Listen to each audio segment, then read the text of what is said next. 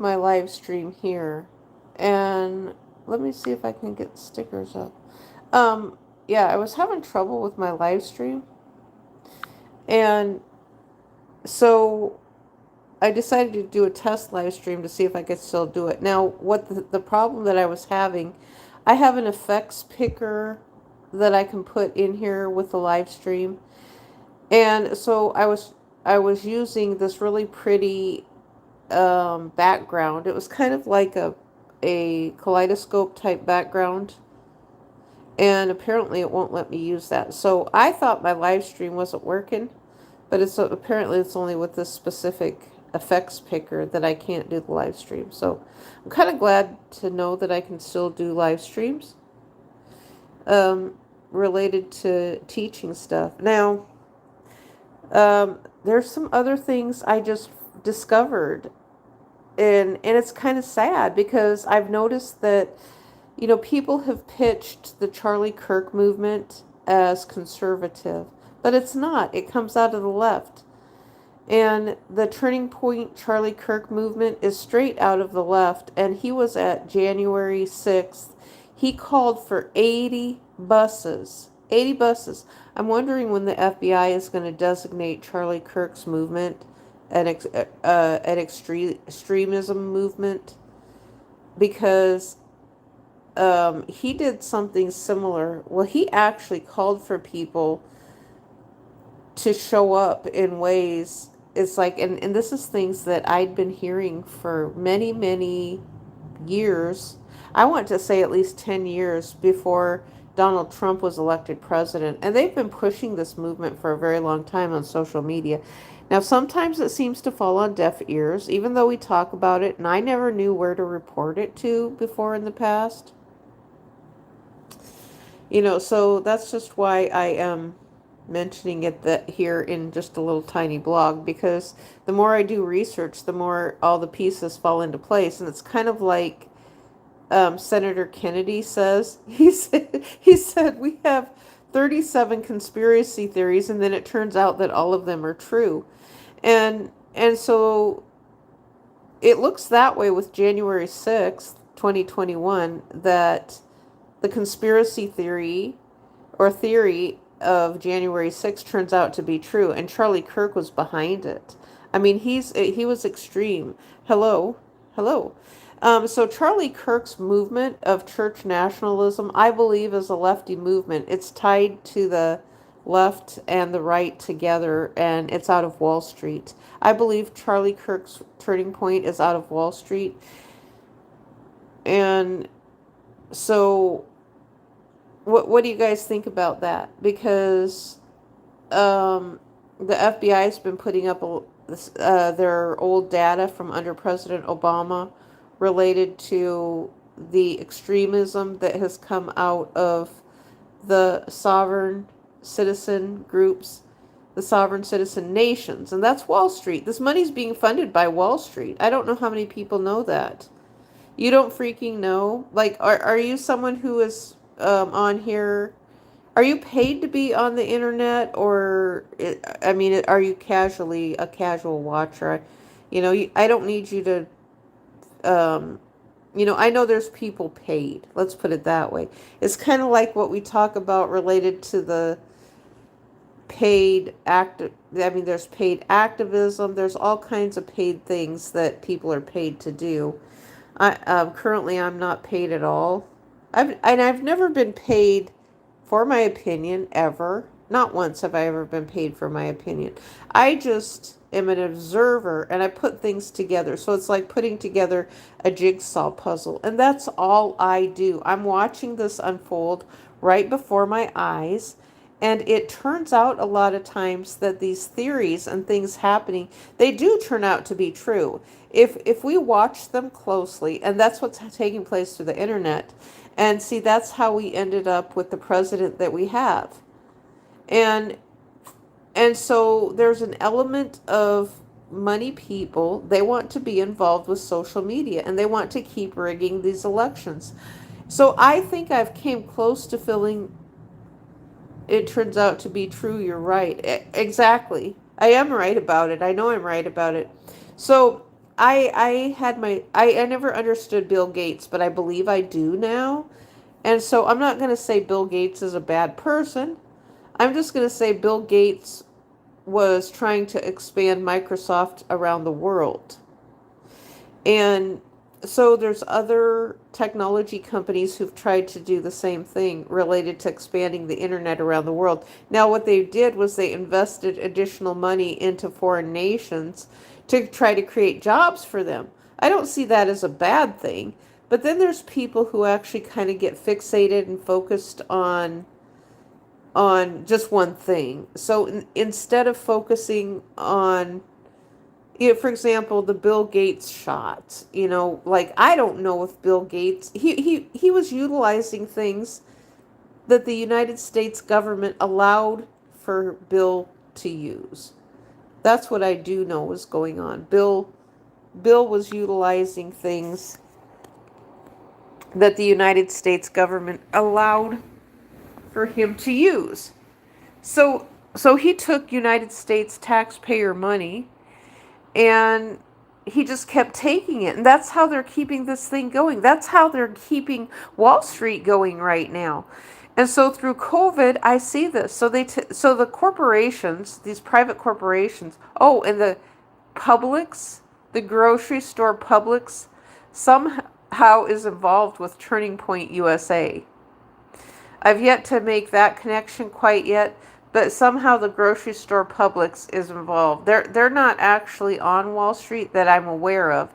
They say they're a private company, but somehow they're involved with Turning Point USA. So I don't know if that's through just saying that they're for them but the thing I do know is that Publix is kind of expensive at times. I've liked the store Publix, and I've liked the culture, the people I thought were nice, but the last few experiences I've had with Publix hasn't been good at all. It's been really, really bad. And it's, so there's this element of activism that is professing that they are on the right. So they keep pushing these extremes. They keep pushing the extremism narrative is what they're doing. And so just yesterday, I think I was on a TikTok panel, and I said, you know what? I said, if you wanted a person they have an idea. I said, if you wanted to get Republicans in under Democrats, I said, all you would have to do is actually take the people who are for the United States. They call themselves conservative because they have to go under that direction. I said you could take them, and I said you could just let just lie your way through it and just let the Democrat Party just blow smoke up their behind, tell them what they want to hear, and then you're going to get put in there. And that's what Mom Dami did. Is he a lefty, or I don't remember what he is, but anyway, he got elected into. That's what the opposition did, was just let him get in there. Now he's not going to go over very well because of the extremism. Most of the United States, no matter what culture you believe in, does not like the extremism at all. That's a big problem. The extremism is a huge problem, and they're letting these barbarians in. They're a bunch of barbarians and hoodlums. They're RICO. What do they call I don't have the name memorized quite yet. It's a cartel group. It's an organization of crime organization. Racketeering crime organization. I don't remember what the I is quite yet. Racketeering involved crime organization, something like that. And so they're doing this on the internet too, and they're using Wall Street to do it. We can't, and they put them in. I would say Charlie Kirk's group is a racketeering type of a involvement. It should be designated a terrorist organization. So what happened on January 6th, Charlie Kirk had this is the other thing I hear out of them too. all of these men, it's not women, it's mostly men. I've not heard a single woman lately, but it's mostly men who are saying, well, we need to find a group, we need to find a place to meet in our local organizations, in our local areas. We need to find a place to meet so we can organize. And that's kind of scary to think about that. In fact, I was just thinking when I went to, oh my gosh, this is a reminder. Okay, so when I went to the Making a Living on YouTube event in Washington, D.C., and so Google gave me a jacket. And so I had a jacket with the Google brand on it. I thought it was pretty cool. It was a little bit small and snug, but it fit. And so most of the time I had it, it fit me actually.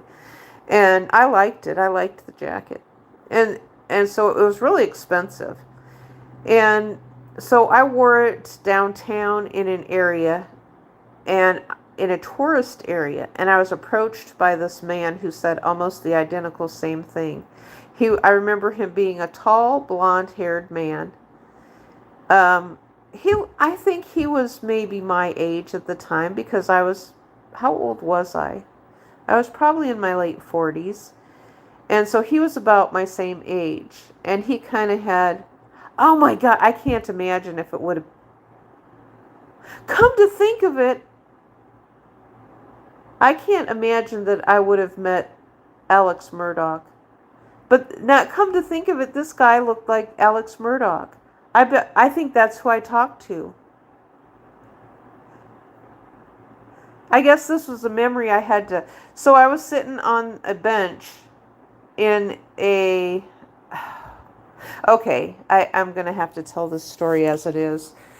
Okay, so there's a period of time that I lived in Savannah, Georgia for a while. And so I was there with my husband, who he and I are no longer together. But so we went to this event in Washington, D.C.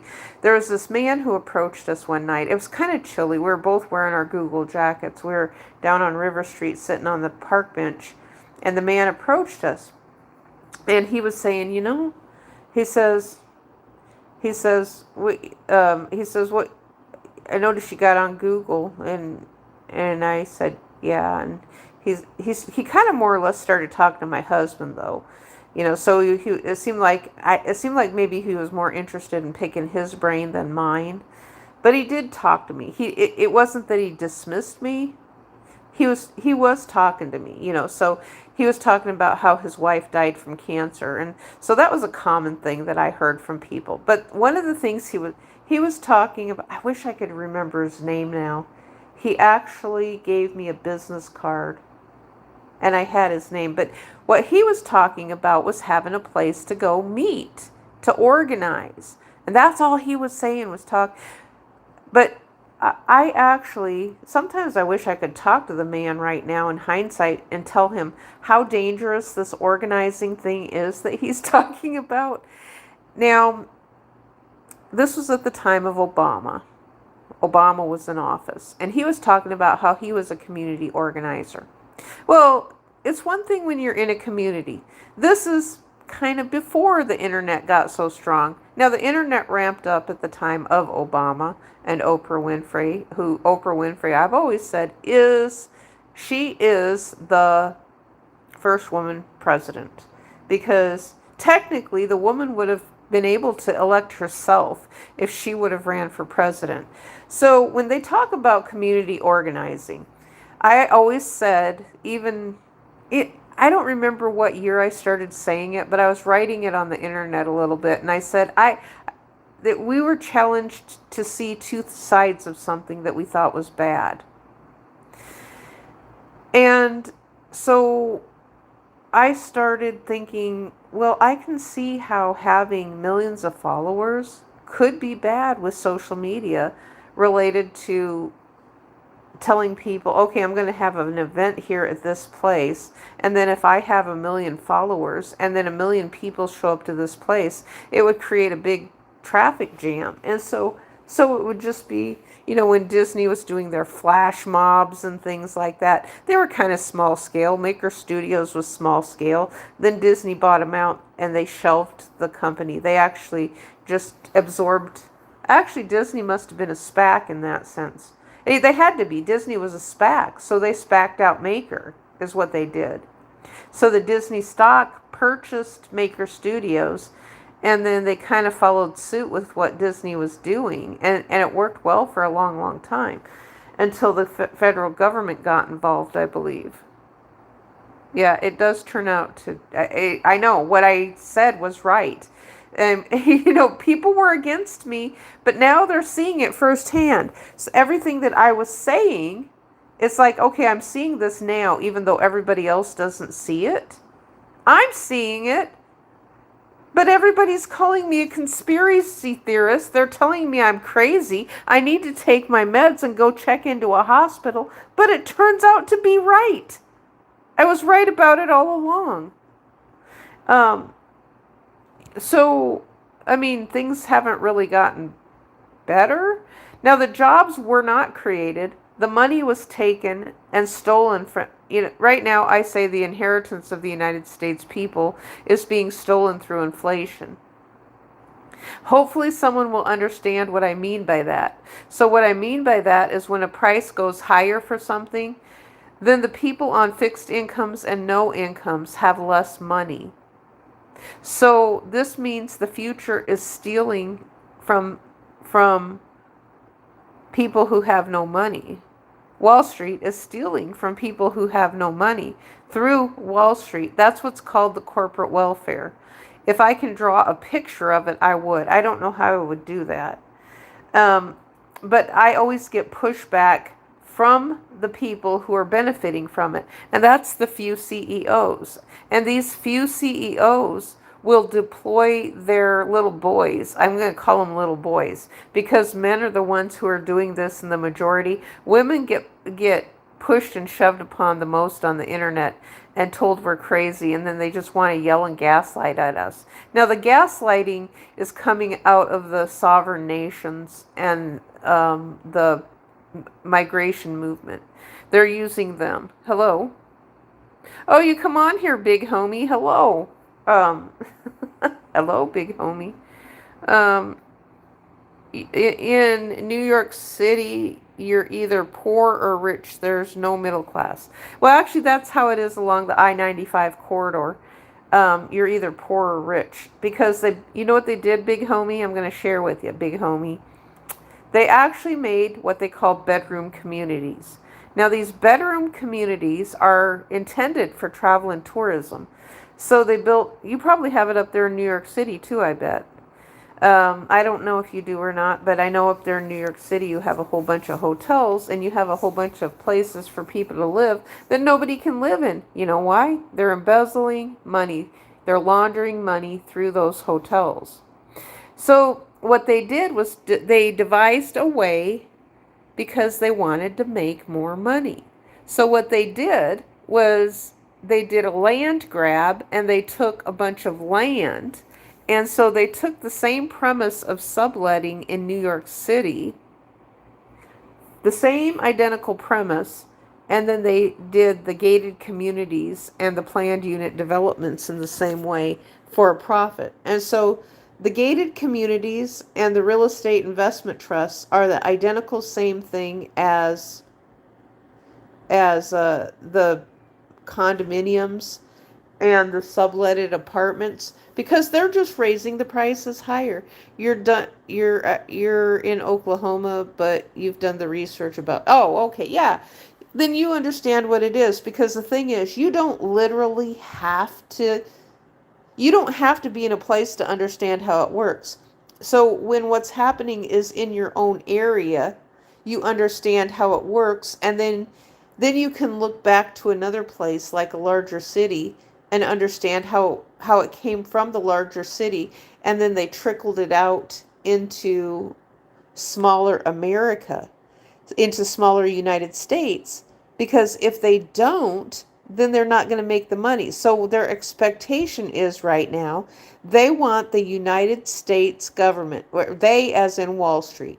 Wall Street expectations are hinging upon that the taxpayers, that the Congress and the government is going to keep the cost of living going up higher to pad the Wall Street to build housing. And so they're trying to force this hand upon the United States government. And so they're passing the costs of housing off to the United States citizens inside the United States. And they want the government to keep raising prices, keep paying the public more money so that they can keep their scam going. And see, that's the only way they can borrow money is from the government through Wall Street. Okay, so Big Homie says, and I just don't take anybody's word. I also do. Yeah, that's the way I am too. I've done my own research. Then I come across people that I actually just plain agree with. It's like there could be a few things that we disagree with, but I wanted to know. One of the things that I did is I wanted to know about why so many people were in big cities, because I always made the analogy. What I said about big cities is I said, well, big cities in the United States and around the world are very similar to large channels, large business operations and large YouTube channels, and even large media networks. And so I actually never thought, okay, I'm going to tell you how naive I was related, and I'm admitting this, related to our TV stations. So, for example, when I saw ABC, NBC, and CBS in New York City and California, I was just thinking there's only 3 stations. And so I wasn't thinking that there was people outside of the TV studios. I wasn't thinking that they had collected other people to do things for them. So when I saw the news stations, I just saw 3 of them that are really, really famous. I just thought that there was TV stations that was in big cities and that they were just feeding the same feed through them. I wasn't thinking about I did know that they had local news, but at the same time, all of us across the United States were seeing these same TV stations in the big cities. And so we were basically getting fed big city news. We weren't getting local news. We've never had local news. We used to have, actually, no, we never really had local news. It's all related to politics because it came out of the newspapers. And so this is how I think of it, every single one of those newspaper written articles is an advertisement. That's how I think of it. Now, if I wanted to write an article and put it in the newspaper, I would have to pay to do that. I would have to pay a lot of money to put an article in the newspaper, but I could do it if I wanted to. But on the other side of this, it seems like there's people who are actually paid money to write for newspapers. And I think that's if they have a certain ideation, possibly. I'm not sure. And so, yeah, so the organizing thing, when they were talking about President Obama. Okay, let's go back for a little bit. Let's go back to 2007. So President Obama announced on the steps of the Lincoln White House that he was going to run for office. Well, that was good. That was fine. And I don't remember. I remember him showing up as I remember Oprah lobbying hard for him and talking about this young handsome senator. And he got in. He was a junior senator. He wasn't in very long. And then they started pushing him for president really, really fast and furious is what they did. Now, did any of you guys know that Oprah Winfrey was going to end her TV station?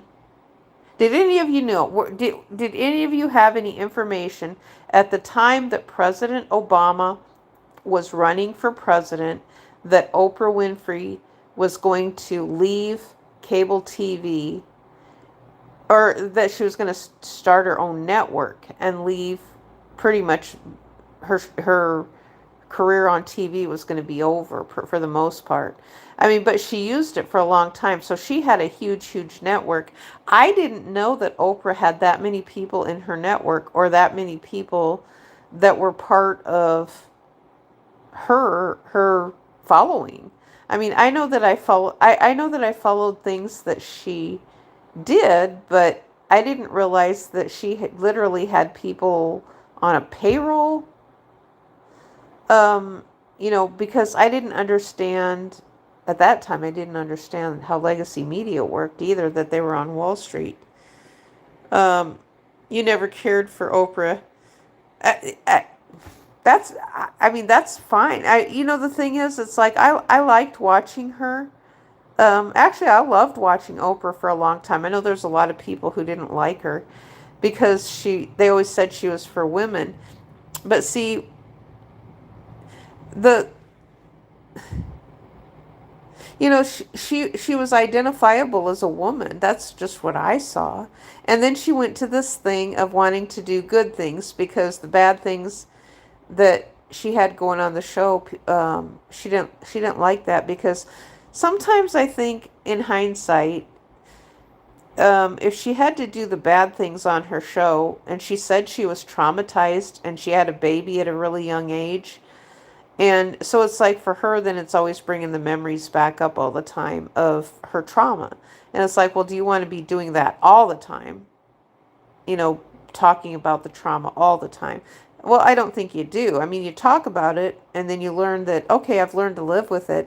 But do I want to keep reopening that wound over and over again? Then she went to the good things, but she still had a huge following. They started sending her a whole bunch of well, she did the books, the book club, and oh, one of the things she talked about, everybody was always dressed up. And I thought, well, that's strange. I know I lived in poor town United States of America, and I could not afford to go to Oprah's audience. And so they're always showing all these audiences on TV, and they were always all dressed up all the time. And I thought, my gosh, I mean, you would have to be. I thought, they always said, well, if you come to Chicago, you can go sit in Oprah's audience. Any of them. Dr. Phil, same thing. He had a sharp dressed audience too. Now, I didn't realize they were part of a network, but they were. So, but the thing is that the turning point for this one was where Oprah she said specifically, she says, I typically don't do politics, she says, but this is the one and only time that I'm going to have the first black president of the United States on my TV show. Well, I don't know if he was president before her show ended or before she went to the network, because then she did the network with Tyler Perry. Her and Tyler Perry got in together with a network on, what was it? OWN, OWN. But I think that's since ended, or they spacked it out maybe. And then they put it on the internet. And so they've still been doing a bunch of dirt on the internet, but it's not going to work as well, because she's gone deep, deep specific into activism, just for kind of like the Jesse Jackson route. And that's kind of sad, because see, the thing that I saw is she had Hillary on there. Now Oprah said she didn't do politics, but what she did was she would have former politicians on her show when they weren't running for office. Now, if they were running for office, she wouldn't have them on her show. So she would have them on her show if they were selling a book or something like that. But if they were running for office, I don't think she would have them on her show. So Obama went on there with his book. Oh, you're gonna go get more coffee? Okay. Yeah, I gotta go to I gotta use the bathroom. I'm gonna be here. I might have to mute my mic because I need to use the little girls' room. I need to run on into the little girls' room and take me a little tinkle, tinkle, tinkle. Um, I probably could use some coffee too. I'm gonna mute here for a second.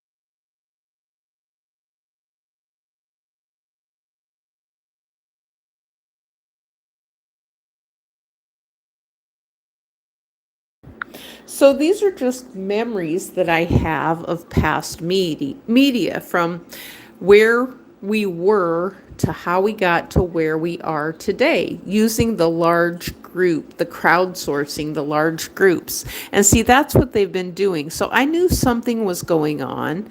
I didn't know what. But I didn't know. I'm going to tell you this right now. In 2006, I had no idea Hollywood was really strong on Wall Street. I had no idea that Hollywood was involved with Wall Street.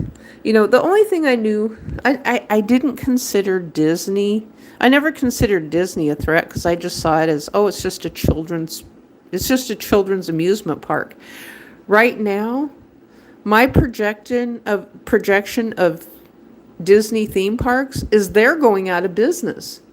I think Disney's going out of business and both of those theme parks are going to not exist anymore. I really think that's the direction it's going. I really do. Yeah, maybe they have some things that's already in progress because they were supposed to do some of that work, but it's not the first time that millions of dollars has been spent on a project and then it's just shut down. I think I saw a projection of that because there was an old Russian theme park.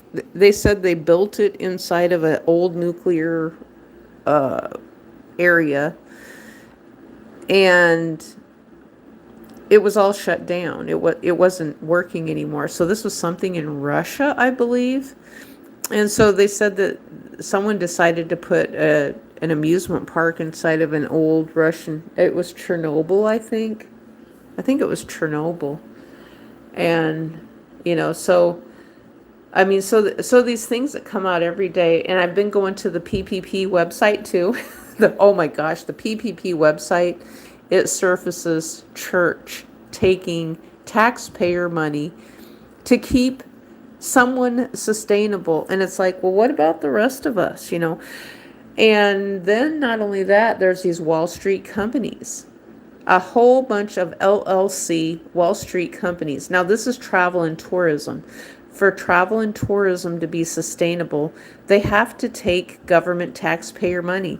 That's the only way they're getting the money to keep jobs going. So these jobs are not sustainable on their own. So as prices keep going higher and higher, so there's always one.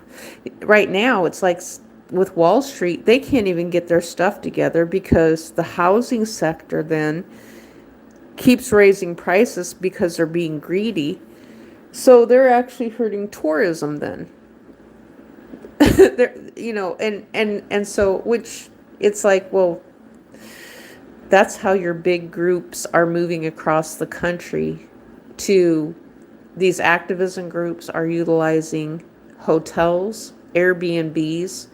They're utilizing foreign nations to come into the United States, which is the sovereign citizen movement that the FBI has designated a terrorist cell, a terrorist organization. And they're utilizing that to cause destruction and mayhem inside of the United States. They actually have destroyed the economy right now. But the thing is, with inflation, though, the economy of individual people who can't find a job, can't find money, the government's not funded. Their economy's already been destroyed. So we have millions of people inside the United States, including some migrants probably too, who are just stuck in the same problem. And there's no help. There's absolutely no help.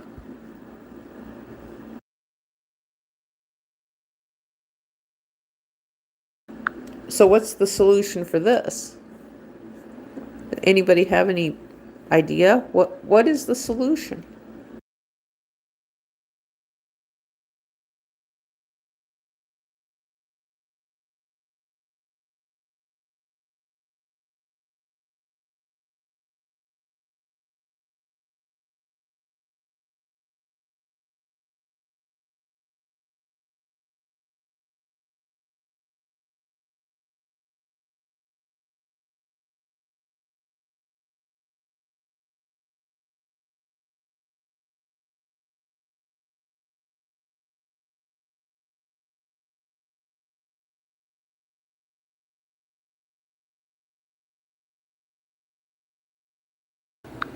Now, I actually came across a whole bunch of lawyers. They're not LLC. Some of them are. I'll tell you that right now. When a lawyer is LLC, that is a corporate lawyer. There's other lawyers who took modest amounts of the PPP money, and I would, unless they have something else going on.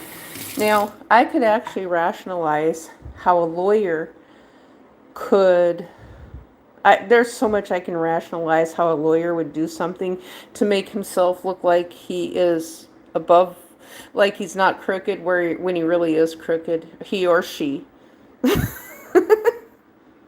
I'm not muted right now.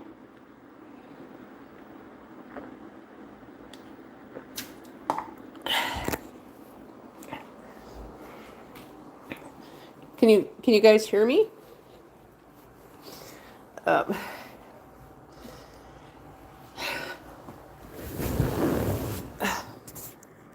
Hello?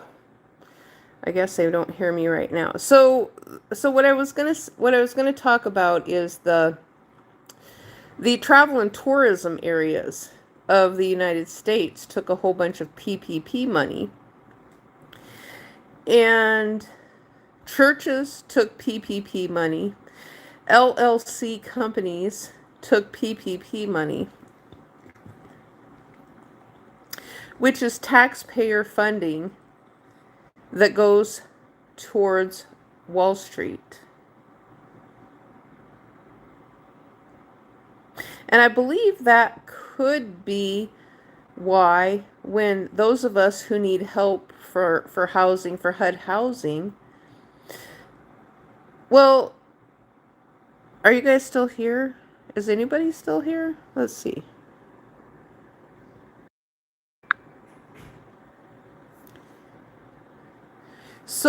So when we go to HUD housing and they tell us that we have a 15-year wait, they just as well tell us that we have a forever wait in perpetuity because of the fact that the HUD housing does not exist. So someone defunded HUD housing. So, oh, I believe John F. Kennedy, or was it John Kennedy? He said Kristi Noem has just been no action whatsoever related to the job she was supposed to be doing. And that's why they fired her. And so I think I'm going to end my video right now. I've said enough. And I'm thinking, I wonder if I emphasized enough about the guy on River Street when I lived there. Because that was a fascinating story that I just remembered that I kind of forgot about. Because he had kind of strawberry blonde hair. The guy down on River Street, when I was talking to him. I want to say that this took place around 2011 to 2012. He was probably I'd say the man was about 6 feet 2 inches tall. And he was talking about finding a place to organize. Now, what struck me What really struck me, he said he was a businessman, but what struck me was um, the commonality of the language and word salads he was using.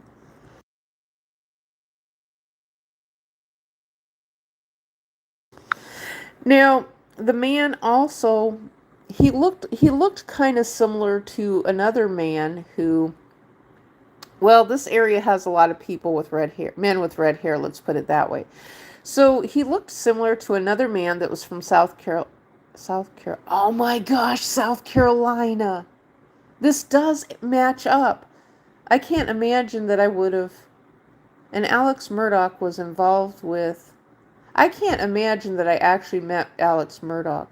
Now, I don't remember the man's name, but could he have been going under an assumed name? And see, the building business was from South Carolina that was doing the work. And so there was and so the thing is like when you create a business, though, a business, and then you do a limited liability corporation or an Inc. or something like that, then you can kind of isolate your real name away from your uh, from your business name, and that makes sense to me because if you're a business construction company or something like that, I mean, this is such a heated topic right now. I would, if I was a business construction, I'd want to isolate myself away from the business because of the fact this is such a heated topic, and I've heard so many stories about things that go on. Well, I've experienced them firsthand. The home associations are hideous. I mean, there is nothing good about a home association community. That is the place where all the crime is taking place. But this man was hired to do something else. He was hired to put on a sunroom. And I was just thinking, the first man, he was really nice. He talked nice to me, and I remember that because this was in a time where my husband, he didn't always talk nice to me. It was just nice to hear from someone that was talking nice to me. I guess I was missing white men being married to a black man. I missed the soft nature of kindness in my marriage. That's probably a big part of it because my second husband was always so mean and belittling me all the time. Just belittling women and talking bad about white people all the time. That even, 5 years into the marriage, it really didn't help. It didn't help the cause at all. So when someone is in there and they're just pummeling on you about how bad white people are, that doesn't help the activism movement at all. That just actually hurts what you're doing. That hurts your activism, your agenda by saying white people this, white people that. It's like, it's like there just comes a point you have to shut down and you get pummeled with words. The words manifest into your spine, into the nervous system really, really bad. And you have to absorb that hatred into your body, unfortunately, especially when you have no place to go. And I do appreciate I know that I'm going to say this right now. I know not all black men are this way. My husband was a huge, special kind of stupid. And I have to remember that there was black men in the military who fought and died for our country, who fought for the rights of our country. But, all nationalities from around the world did. And I remind myself of that all the time to try to separate my husband being a big, stupid, fucking idiot. I have nothing nice to say about him. And I'm kind of glad I'm at this place right now where I do wish he was dead. I wished I would have used his gun on him. I mean, oh my God, I shouldn't say that on YouTube. But for the sake of the argument of the Second Amendment, I mean, he had a gun in the house, and I was scared shitless that he was going to use it on me. And you know what? I always, this was before I knew anything about how police did things. I always had that thing in my mind of, I don't want to kill someone. I don't want to live with that on my conscience. And so this was even with those burglary things, those burglary commercials they had. I thought, you know what? If someone breaks into your home and you're given a choice of kill that person be killed or be raped. Why do you think that women just probably freeze during a rape? Because she doesn't want to live with killing someone on her conscience the rest of her life. So she's just going to lay there and do whatever. Maybe she'll try to fight back, but in the meantime, she's getting pummeled. And it's like most women, I don't think, want to live with a murdering someone on their conscience the rest of their life. Now, men, on the other hand, might be a little bit different. I don't know. Well, men do seem to be, from what I hear them talk about. They're completely different. Now, me personally, that's not something I ever wanted to do, was live with having to kill someone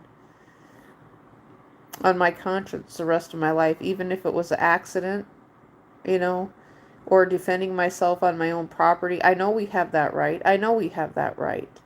But I couldn't even do that. I couldn't even do that in my own house. I didn't have the strength to. But yet, why in the world the court system would let him free and make me homeless? That I can't figure out. I don't know, maybe it's Kristi Noem's fault. I sometimes I think it's Kristi Noem and Donald Trump for just obstructing. So when they put all those celebrities into politics, I think they did. This is another conspiracy theory that maybe our conspiracy theorist politician Senator Kennedy could look at. I think there's a lot of celebrities that have been put into politics and that they're actually obstructing in Congress right now. So Big Homie says there was a video of a man's barbecue in front of his front lawn, and the HOA president told him he couldn't cook outside. Yeah, most normal people hate HOAs. The only people who don't, okay, I've always said this. The people who don't hate HOAs are the ones who are making a living from the HOA. So, for example, with an HOA, they can just decide to assess higher prices. And so it's one thing for them to tell you that you can't cook outside. It's another thing when they give you a fine. So, Big Homie, this is something to keep in mind if you're ever near a HOA community. The HOA person can come around and assess a fine on you. So that's the thing this is called, there's something called RESA, which is a real estate, real estate association. The real estate association, I think, is what it stands for. So RESA has their own laws, which are below the United States federal laws. So what they always want to do is try to lawyer and weasel their way through things.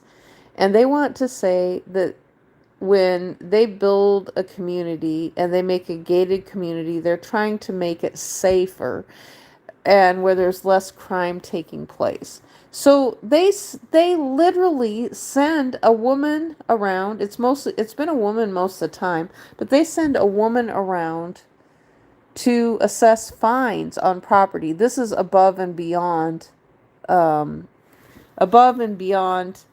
taxes that you pay. So the Real Estate Association, RESA is the Real Estate Association. I think that's what it stands for. And so through the Home Association, so RESA and the Home Association go hand in hand together. And so then they're assessing fines on property they don't own. So why would anyone want to buy into a real estate investment trust when you have the realtors who are telling you how you're supposed to keep your property? Now, they get upset because of the fact that with the home association communities, they're real estate investment trusts. So they want people to keep their property looking really, really nice for the purposes of resale. And so when I lived in the HOA, that was the sole motivation, was to keep the property looking nice because other homes were being built. So it seemed like my ex-husband it seemed like he was knowledgeable of that. He did have some relatives from Florida who were into building houses.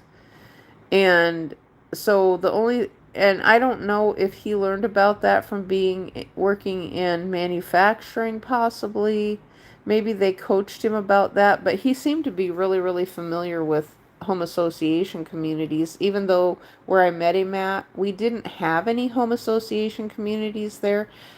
I wasn't that familiar with them. Now, I did have a relative who lived in a home association community, and but they were kind of affluent. Let's put it that way. They were really, really affluent, and they weren't someone who was going to be able to um, help me in any way, because the thing is they were doing what they do, and we were just always taught to, it's like, well, okay, great, you're rich and you live in 5,000 square foot houses behind golf course communities, and the rest of us are kind of left behind. So it created a source of contention for my first husband, between my first husband and this particular relative. Um, because, okay, so for example, the relative was saying that she was going to help my daughter with if she wanted to go to college. And for some reason, my first husband then confronted my relative in saying, well, are you going to help the sons too? Are you going to help the sons? Which I thought was kind of odd. So they were my sons. So he was asking, and I thought, well, that's such an odd thing. But see, I think what she was kind of focusing on was the fact of the lack of equality with women. And so I'm listening to these exchanges. I had another relative telling me later on the things that were going on. And so it's like, okay, so I don't hear about it at the time that it's happening and taking place. I just hear about it later. And so it's like, okay, there's something going on here. What is this that's going on?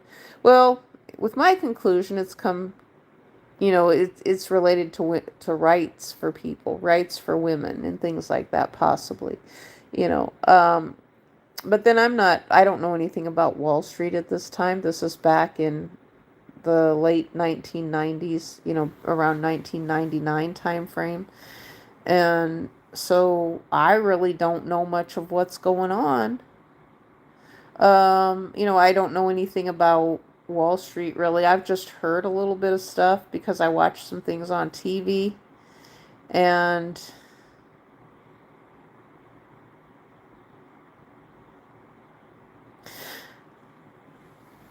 yeah, I've seen, when I look back at what Homie said, now the barbecue thing though, that could just be a problem in a regular apartment complex too.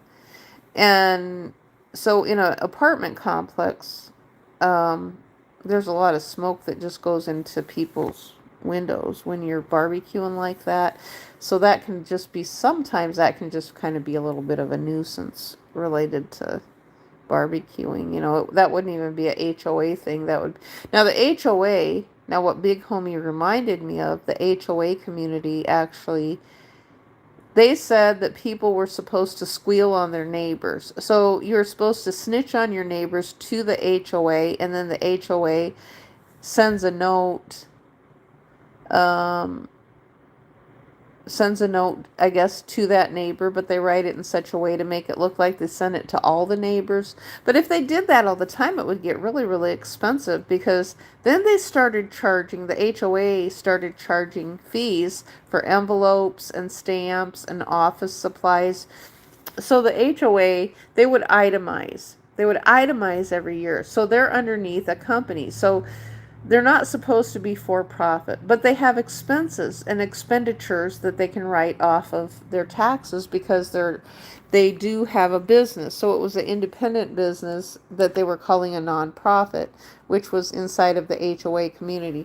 But all they are is just another way for someone inside that community to then create a job for someone else who doesn't have a job, and then the cost is passed to the people living in the HOA community.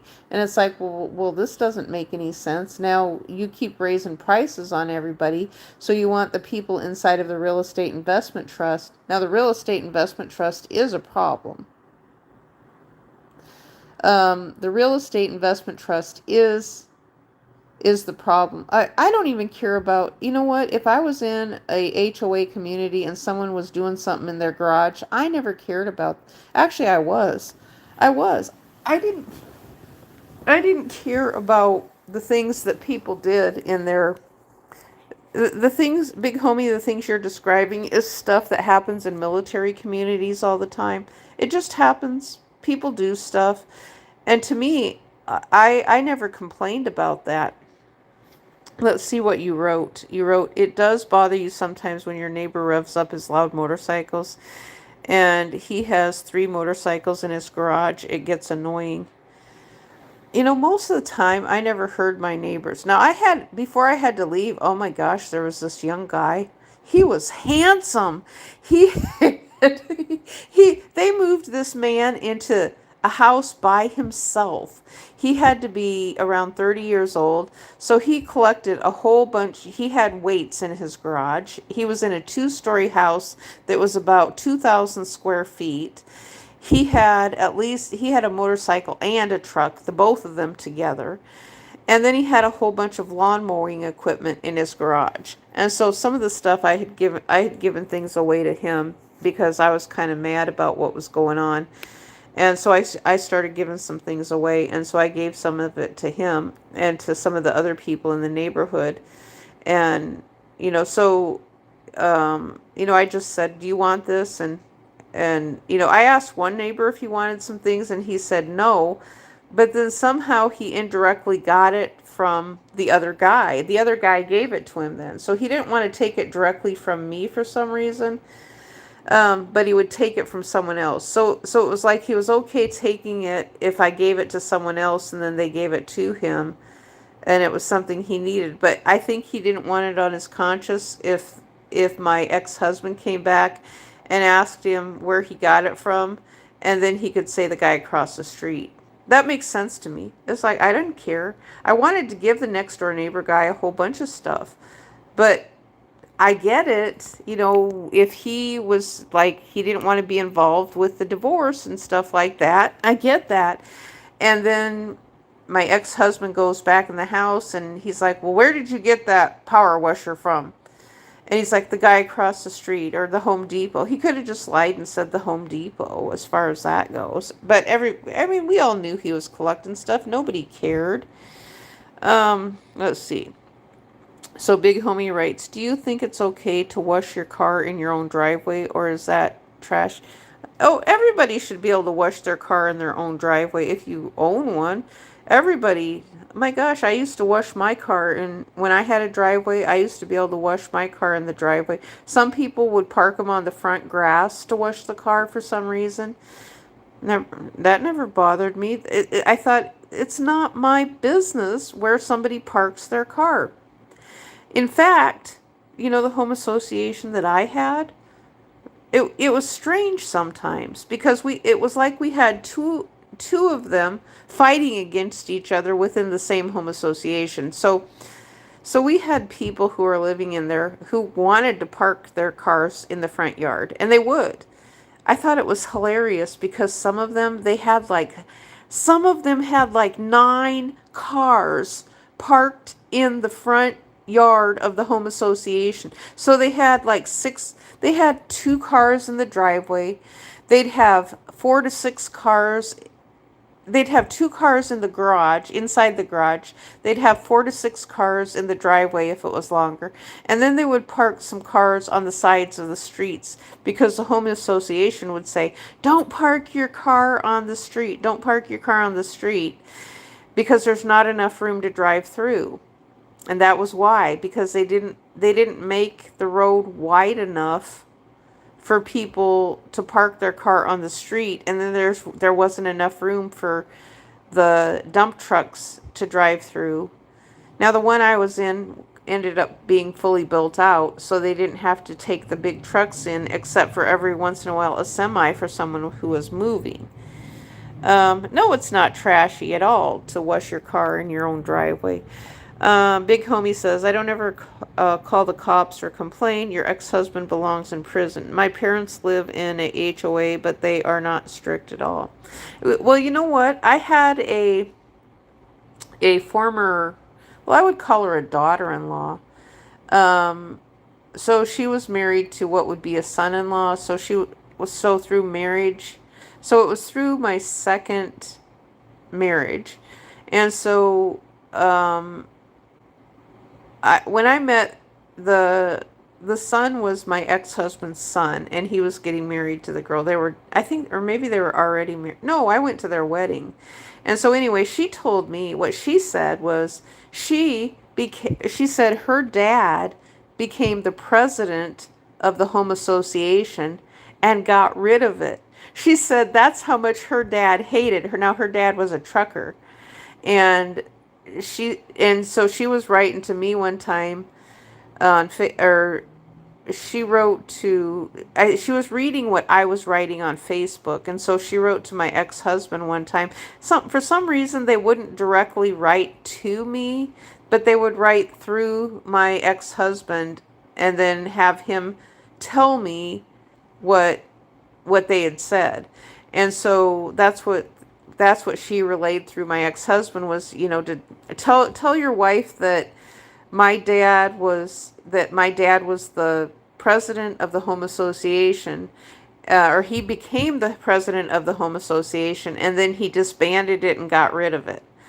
And so that's what I would do if I was president. If I could become president of a home association, I would disband it and get rid of it, because it's not a good system. Now, granted, I understand by saying that, I know that I would be getting rid of potential money that's there, and it's like, but I don't want to do that, because I would be contributing to what I talk about that I don't like, and that's taking money from the government for a Wall Street company, and then I'd be creating a job for myself. But it's like, I don't want to do that. I liked what I was doing on YouTube, where I was getting advertising money, and I thought, well, the nonprofit thing, that is a beast. That the money is coming from the taxpayers to fund nonprofit home associations. Yeah, you're right. My ex-husband does belong in prison. Absolutely, he belongs in prison for a very long time. That's what I think, for the rest of his life, as far as I'm concerned. I think he belongs in prison for the rest of his life. I don't know where he would go, though. If I still don't know why the judge awarded him the house, making me homeless. That doesn't make any sense. Big Homie says, my parents live in a HOA, but they are not strict at all. I think the HOA is impending on our rights as American citizens. Yes, they are. The home association is, because they get all this money. It's an alternative way to make money.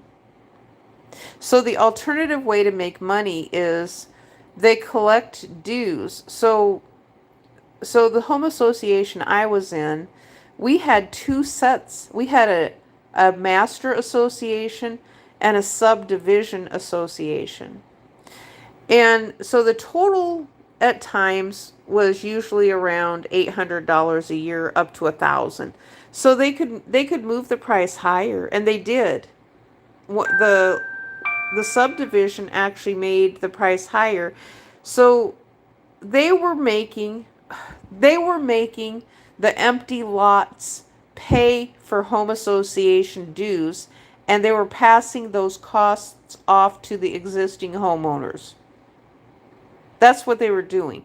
So it's like money laundering through the home association. And so one of them said that they were going to leave the price set at $330 a month, which they did. But the other one didn't. They raised the price. And so they would raise it and they would lower it, raise it and lower it. And they're like, well, we have costs too that we have to pay for. They would get really, really mad. And I'd say, well, where's the books? Where's the expenses so we can see what you're spending things on? And so they would print out a paper and I'd be like, I want to see the receipts that you guys are saving. Where's the receipts that you have these expenses? And they're like, well, you can drive up to, they wanted us to drive like 75 miles away to look at their books. Big Homie says, that's crazy. 330 a month for HOA payments is a complete ripoff. Yeah, it wasn't a month. I misspoke. It was a year, 330 a year. So it's like a property tax. So plus the subdivision, subdivision was, it was $400, and then they tacked on a $50 road fee. And so I thought, well, what's the road fee? It's like we already pay taxes. So the home association started telling me that they would use I found out they were using the city government workers. So they were double dipping. So they were getting, the home association was getting money from the homeowners, plus for mowing, plus they were getting they had a contract with the local city government. So the mowers, the mowers were contracted to mow anyway. So but the home association created well, we have to pay the mowers. But the mowers were already contracted. So basically they were just taking money from us. They were telling us that they had to pay the mowers, but the mowers already had a contract. So everything in the home association already has some type of contract with the local government in some way. They even said that the swimming pool that they had, the swimming pool was free. They got free water from the local city. And then there was one man who was working on one of the apartment complexes that they were putting up. He says, you know what?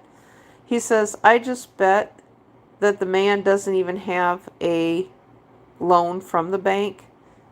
He says, I bet he's just raised the money and he's just charging you guys money for a loan that he doesn't even have. And I can see how that's true now, because they're collecting the money. So, okay, so there was about, at one time, there was about, how many units was there? There was around 800 units. And so if all of the places paid the similar amount, which they did, all of them didn't fall under the same HOA. But I was just trying to do an estimate to figure out how much money it would be if everyone was paying a similar price. It was around $880,000 a year that they were raising off of the homeowners. $880,000 a year from one home association with the dues, and they use that money to build more houses. That's how Wall Street works. But then they started doing apartments instead because they could get more HOA fees through the apartments. So they decided not to do single dwelling anymore. They said, oh, well, the market's changed. Nobody's buying houses because they raised the price on the houses. So they decided, well, we're going to do apartments instead. So, well, the prices in the apartments has gone up higher now too. So, but they had the HOA fees. So it's kind of like the condominium thing. It's all a scam. It's all a huge, huge scam. I know I used to mow my own self. I had a yard to mow, and I had oh my gosh, if I would have been able to stay, I had everything all planned out, what was going to happen, because I wasn't fond of the gas mower. It was kind of hard for me to push, and so I was wanting to go with a solar mower. And if things would have gone my way, I would have been able to just save some money, pay for the things that I needed to if I would have been in the house. Actually, right now, after what I've had to pay, I've lost so much money my own self with it's like, to me, it's just scary. I can't ever buy anything. I can't even get my car started right now. I can't even go get my alimony check. I have no help at all. My car's just been sitting because we had a cold spout and I can't even get the battery started. I called up a place the other day in my local area and the man wanted $225 to jumpstart my car. Now, the reason he initially he said 125 to jumpstart the car. That's for jumpstarting. But I told him, I said, well, I said the car is locked. I said, and I can't get, I said my battery from the chart from the car won't work for some reason. I'm kind of frozen out of the car and I'm locked out of the car. And he says, well, that's an additional $100. That's $225 then to get into the car and then jumpstart the car. And it's like, I just need some help. I don't need inflation. I just need some help. I can't even get food. And that's why it's so frustrating. But I used to enjoy mowing my own lawn too. When I had a lawn, I had a house that I had paid for, and I got a little bit of exercise. So when I didn't have someone bellowing at me about how the lawn was being mowed, yeah, he's a big scam artist. I actually think, well, I'm going to share this part with you too. Uh, he he did a premarital agreement. Now, I never had a premarital agreement, but he had a estate planning. I didn't have a estate planning. Your friend lost his house due to property taxes. Well, that's a scam too, because you can't see the court.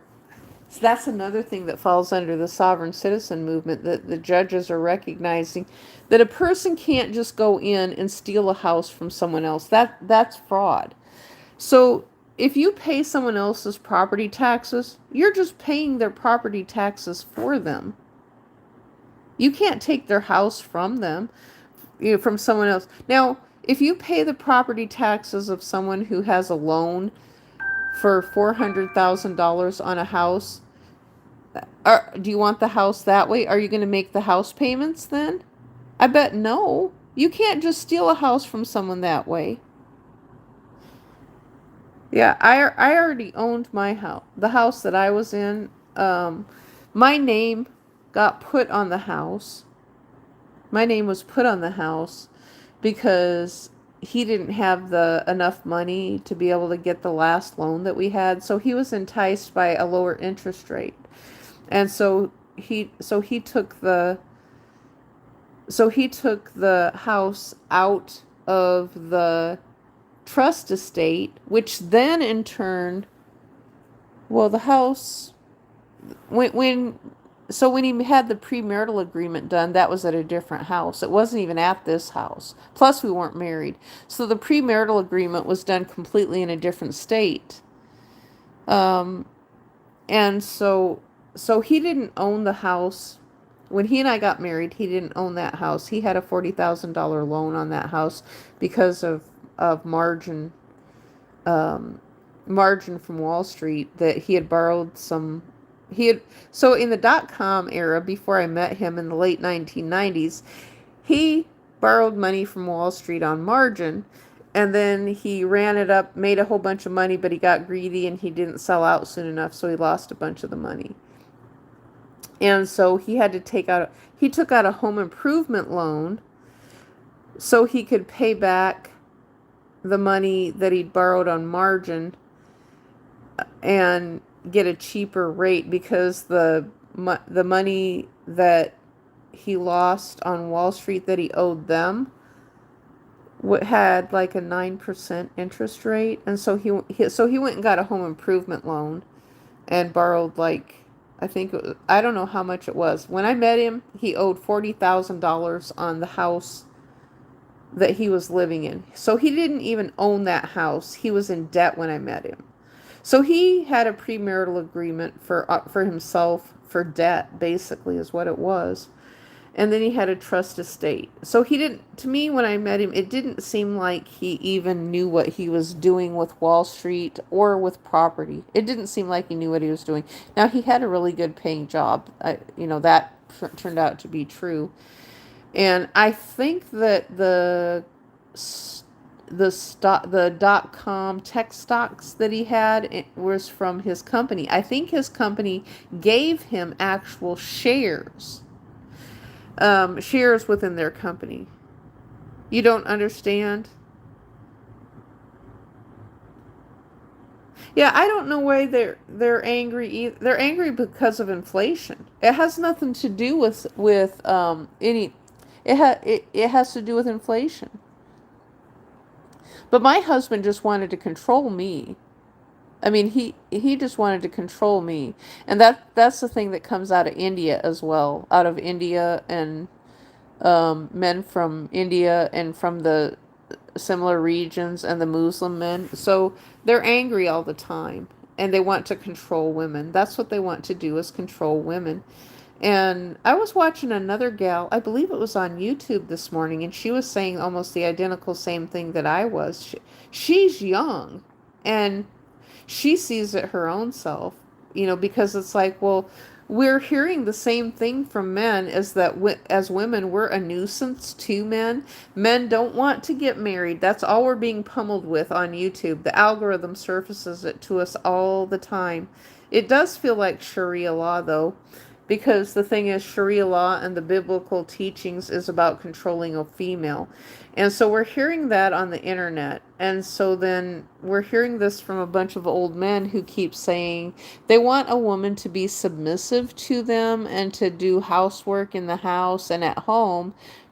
But see, when a person gets married, then the man is more apt right now.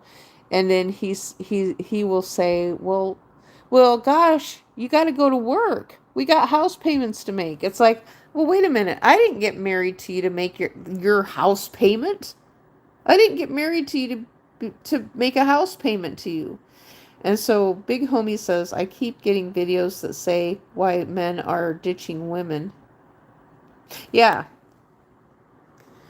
They're ditching women. Uh, well, it could be a certain segment, possibly. It seems to be coming out of a very niche group of a segment of ones that are ditching women. Um, that might be more media than anything, because people who are not into media, it's a niche trend, I think. Why men are ditching women. I can't get any trends to work right now. My algorithm has completely stopped. Right now, mine's completely stopped. I can't do anything AI. I am at a standstill. This is the hardest standstill I think that I've seen right now. I am getting a few views. I am getting about 1,000 views right now per day, I think, per day or month. No, I'm getting about 1,000 views per day, I think, right now. So I'm not sure what's going on, where the views are coming from, but I was able to run up views, and there was times that I was getting 25,000 views within a 48-hour period. And I thought, well, this is pretty cool. This is kind of fun. I'm able to tap into these trends, and I'm able to get in some views in here. Big Homie says, well, when you post more than 3 times a day, YouTube stops sending out your notifications. Oh, more than 3 times? Well, see, I'm limited. I'm limited more than 3 times. That's probably right. They stopped sending out notifications. Well, it was working more than 3 times a day a year ago, I think. Or there's some kind of loophole or something that happens. I'm not quite sure. But I was posting, I think it was, how many times a day was it? I knew I could do 3 videos. And then I'd post other videos, and usually they would sit and then they'd eventually get views. YouTube is always changing up their, yeah, YouTube, they are changing up their rules. But see, um, there's disruptors that are, there's disruptors. And so what's happening is I believe that the employees of, I don't know about YouTube, but I know TikTok for sure, um, their employees, I believe their employees are the ones who are on TikTok who are doing the rage baiting on the panels. So, um, let's see. Sometimes I post a short, it gets barely any views. Then a few days later, it gets more views. Yeah. Well, this is what's happening for me right now. I post some short videos. I've even posted short brain rot videos, and they might get about 10 views. So they're not really getting any views at all. Where they would set for maybe about an hour or two, and then they'd go out into the algorithm, and then they'd get watched. That's not happening right now. Um, I I I I don't know anybody on YouTube to go to a panel of, because okay, they're using StreamYard. So what they're doing is they're pulling in TikTok by using the desktop software. And so I've gone to individual people, and YouTube, you have a link. We have a link. I don't have mine hooked up right now because I didn't know anybody who wanted to, if anybody wanted to chat on screen. So you can do a one-on-one TikTok, you can do a one-on-one panel with YouTube when you have um, when you do the link, when you do the invite and give people the link. But I don't have enough viewers who are even watching. Why I would waste my time right now, because nobody watches me that much to want to talk on screen.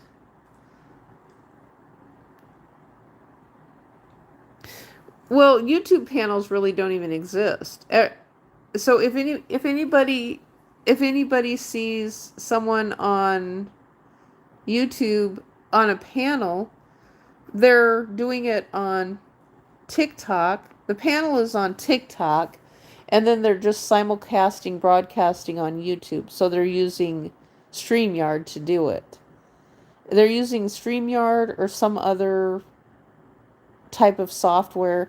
So they're plugging it in, they're plugging the key into the YouTube desktop software to broadcast in both places at the same time, and that's how they're inflating their channels. And so then what they tend to do is they tend to schedule their broadcasts.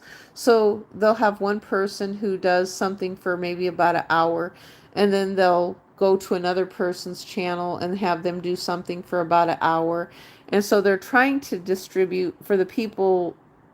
I think these are smaller networks, though. They're not the larger ones that are more organized. I mostly see people getting drunk and arguing on the YouTube panels of Trump. I think you're right about that. I've not seen the drunk ones on YouTube yet.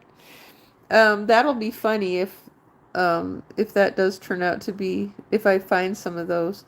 They use StreamYard, or Prism is another app to do panels. I don't have anybody, I don't know anybody who would even do any panel with me, so I don't even know who I would ask. I can't even get anybody to help me jumpstart my car. I need to get some food and my check from the mail, During COVID, it was wild on here. There was a bunch of trolls interrupting the live streams. Yeah. Well, you know what? What's funny today, on YouTube, there was trolls interrupting the live streams. I mean, it was hard to interrupt live streams on YouTube because the one person was talking, and so you just have people writing stuff in the comment section. And now everybody on YouTube a majority of people are wondering where everyone has gone. Well, a lot of them have gone over to TikTok. They're trying to figure TikTok out now. And so a lot of YouTubers, for some reason, have gone over to TikTok because they keep hearing about the the For You page. Everybody's talking about the For You page, For You page. Oh, big homie, I have to tell you this. Did you know you can download videos from TikTok and then transfer them over to YouTube?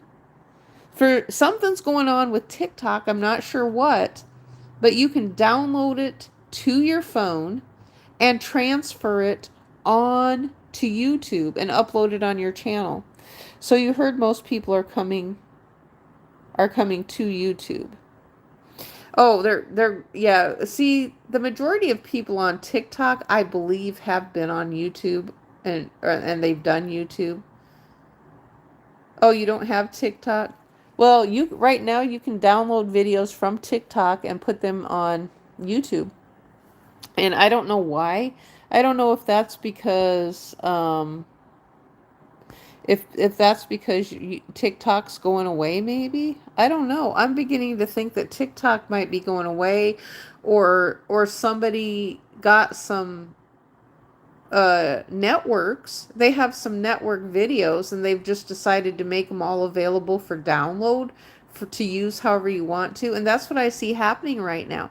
So that's something new on TikTok, and I'm like, I am shocked that some of these videos I downloaded one today, and I thought, well, let me see what's going on here. What's going on with this? How come I can download this other channel's video they put on TikTok? The only thing I can think is TikTok has banned the spammers that are high frequency uploading videos onto TikTok. And so you hear that content creators are not making as much money on TikTok anymore, and they're saying to come to YouTube. I've not heard that. No, we already know YouTube has nobody's making money on YouTube either, though. They're not talking about the money as much.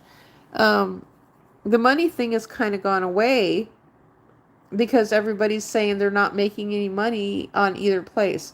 So what happened was they went from YouTube. Now the money on YouTube was good. There was some initial angel investing. The money was good. And people were talking about the money. I was part of that. Unfortunately. YouTube, really, the Google employees wouldn't give us any advice on anything. They would just say, don't talk about certain metrics and things. Don't talk about certain things, So we started talking about money. And when you talk about money, that becomes the California gold rush. That's the new gold. And so YouTube got really popular. Well, then it went into antitrust. Google had the antitrust lawsuit. I think it still does. I think all of them still have that because now nobody's making any money. So then TikTok came about in 2016. Facebook did not want to share any money at all. YouTube doesn't pay, though. YouTube takes half the money people donate now. YouTube, okay, when I was a content creator, YouTube took 45%. I made 55%, but there was times that Google actually had an additional pay, and Google was paying me 70%. So, and they would keep 30%. So they had different types of payments that they were doing. So a lot of times Google was more fair than YouTube with the difference that they would make up. And so I had Blogger even too. I loved Blogger because, see, when I had my original channel, I had it set up kind of like a book. I was proud of what I did. I was teaching crochet. I can't make this work now, by the way. But, I've not been able to make it work. But we had our channels set up kind of like a catalog. So I thought, if you do it in alphabetical order like a library, typically it would be like, okay, we're teaching a niche of something. So for example, people who are crafting. Let's use airplanes, paper airplanes, for example. Oh, yes, it's due to the censorship and due to the obstruction of the people who are destroying everything. And yeah, the censorship, um, absolutely. The crafting people are the first one. Crafting are the first ones to get taken out. Now they're going in on church, but a lot of the church people are extremists. They have no plans on doing anything with church. The church people, a lot of them are from foreign countries. They're not even from the United States, but they assimilate their ideology. They assimilate their dialogue to what they think would embrace people in the United States, and that's what I see them doing. The multi-channel networks and the sovereign citizen nations, they are telling people, they're blowing smoke hard. They're telling people what we want to hear related to trying to get us to watch their videos. And they're just assuming that everybody's Christian and they want to talk about Christianity all day long. And it's like, that's just not true. Do you hang out in the crocheting community on YouTube? I know there's a crocheting community. No, there's not. The only thing that I've done, I've made some live streams. Now, I was kind of I was a little concerned earlier today that I wasn't going to be able to do live streams on YouTube because I picked a special effect and I was just going to do a blog with the special effect. And for some reason it said it wouldn't let me live stream. And so I thought I'd done something wrong. But then come to find out it was just kind of a little error related to the special effect I picked for the live stream. But there's no communities. I'm not going to go see most of the people on YouTube, they're for their self. And so what I can't get the people on YouTube to even come and do anything on my channel, even when I optimize videos. So the crochet community kind of turned against me, even when I had my original YouTube channel. And so there was people who liked me, but then they started pitting people against each other. They were kind of sowing discourse. And so they just want us to kind of like engage on their content, but they don't want to engage on my channel. That's the thing that I was finding even when I had my original channel.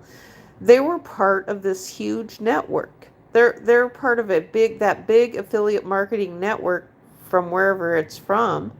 And they want people to they want us to engage on their content, but they don't want to engage on our content. And that's the disruption that's taking place. And then they put the little small independent people out of business. They want all of us watching their stuff. And for me, it's like, why bother?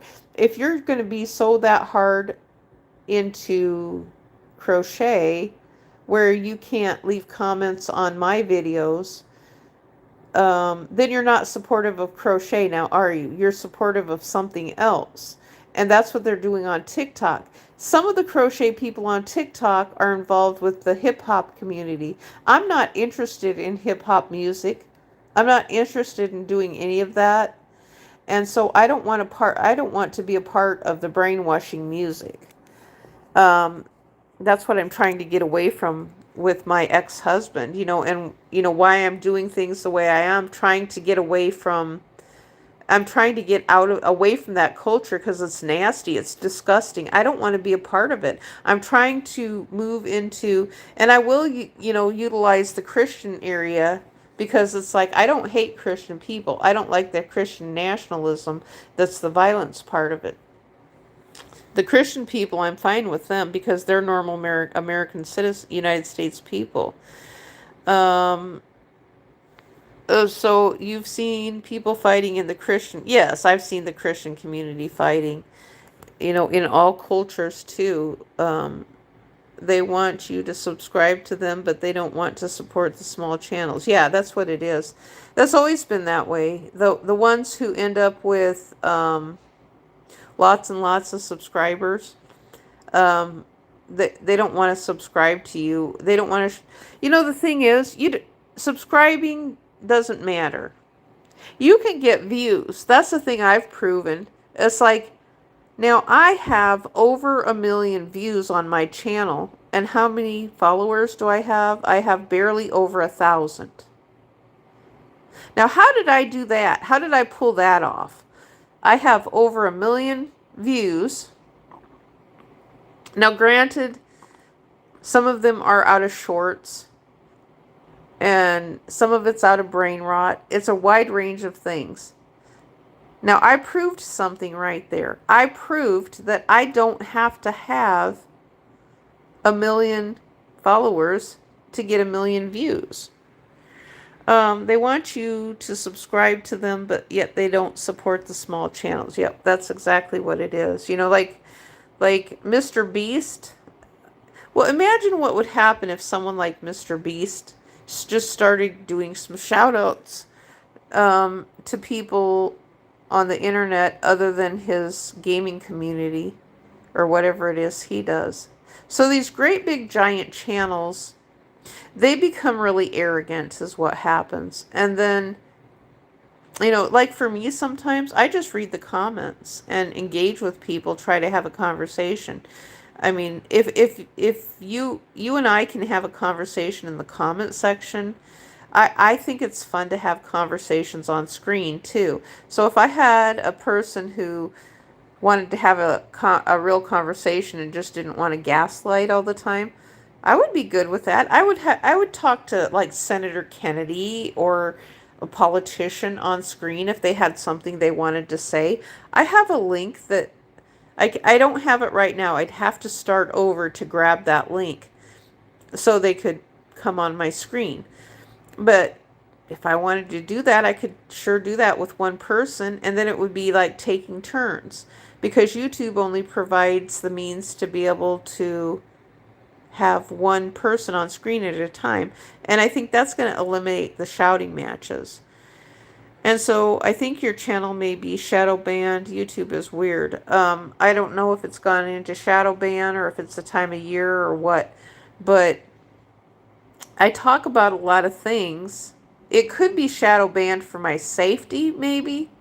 I'm thinking it could be, because when I talk about the things that I do, it's very sensitive topics. And so when I talk about abuse, that's when people attack me. And that's, they do. People do it. They attack you really, really bad. And that's what I've seen with, oh, that's scary. Wait a minute. Oh. And that's scary.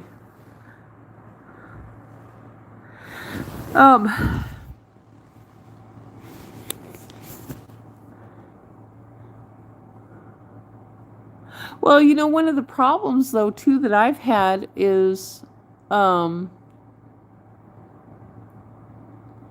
know, it's like the thing I was always thinking about when I was living at the house where I was at, it's like my ex-husband knew where I was at. And so, like, the police have always said that, you know, victims end up getting fatally harmed after divorces, too, when they let them out of prison.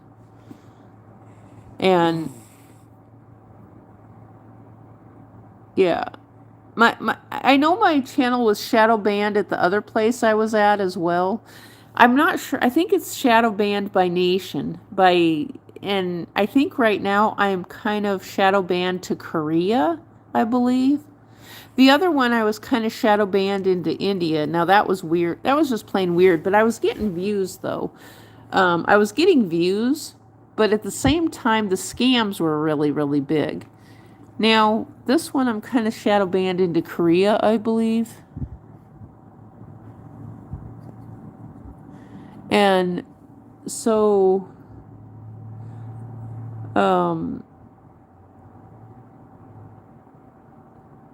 yeah, I have my strong opinions on things related to how men treat women.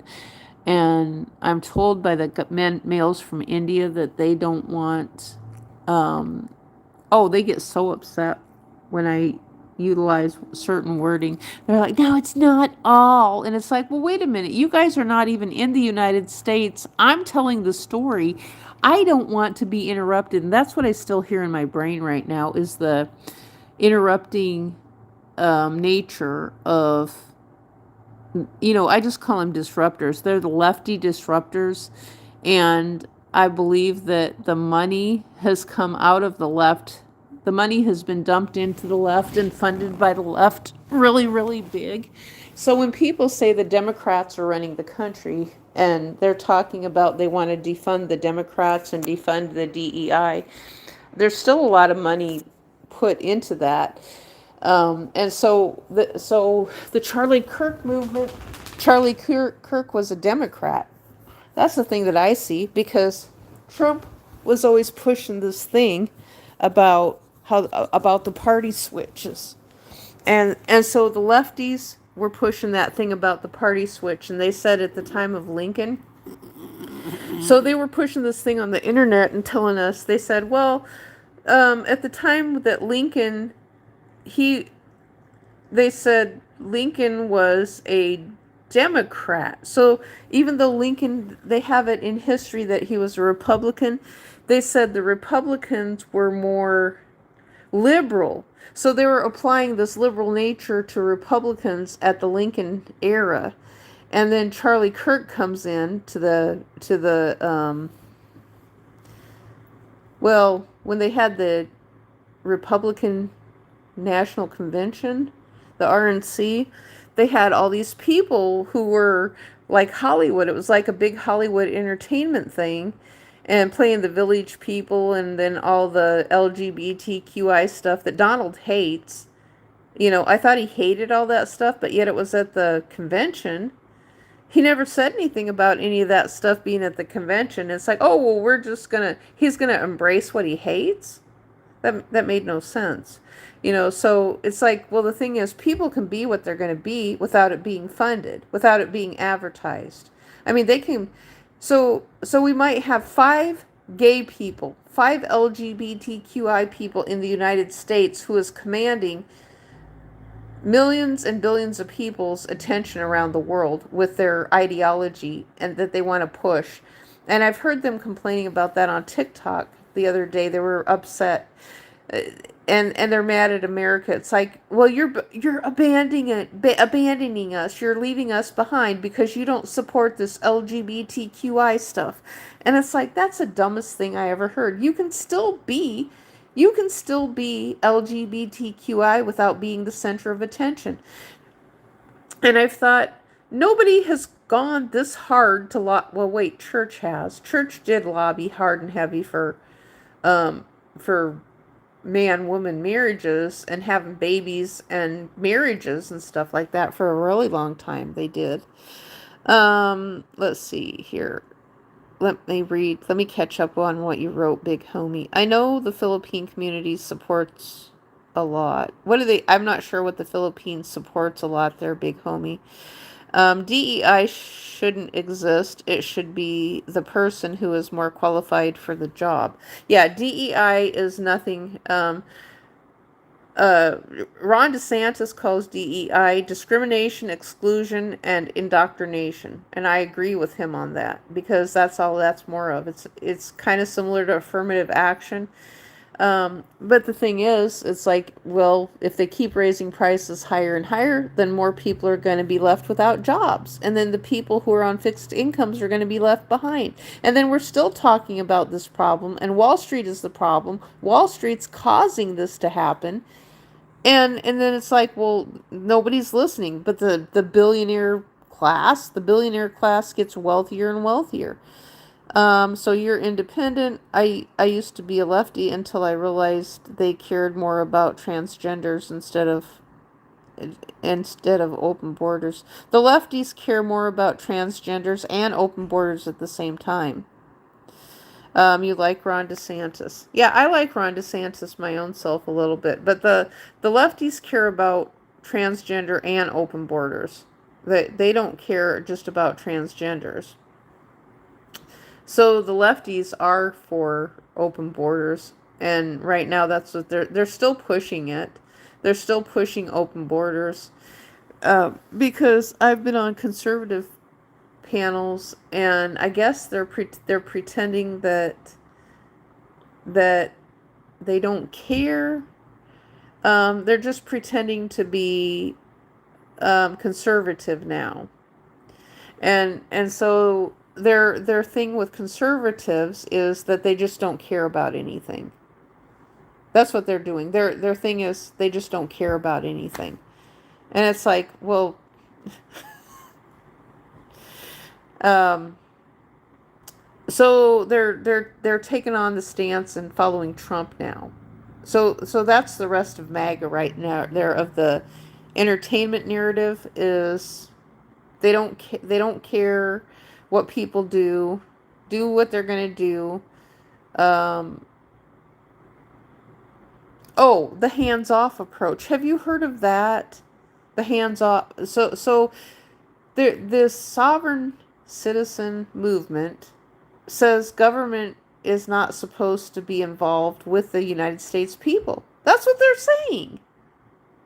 The government is supposed to be separate. So they're wanting to say that the United States government is separate from the people. That it just functions and does nothing and is not supposed to be in contact with the people.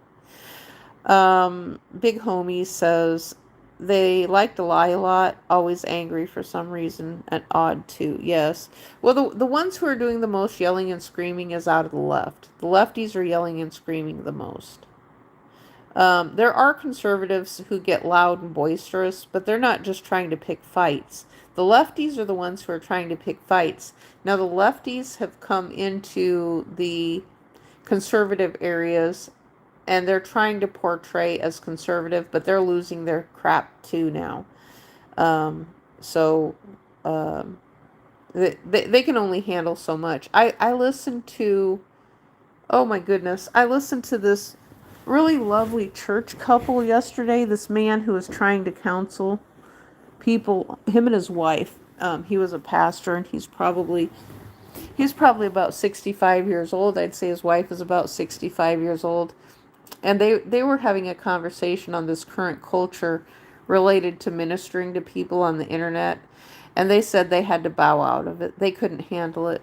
And so they're trying to figure out how they minister and counsel to people who are doing the rage baiting.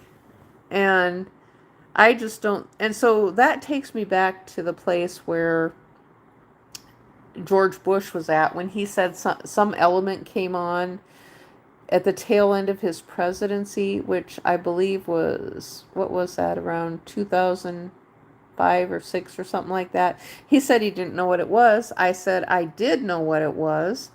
I said, well, that's because they started talking about the celebrity president.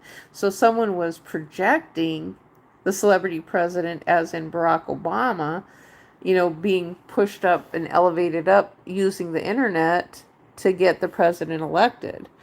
And so Big Homie says, I had a lefty woman friend, and every time we had a debate about politics, she would end up yelling and saying nasty, ugly, hateful things to me.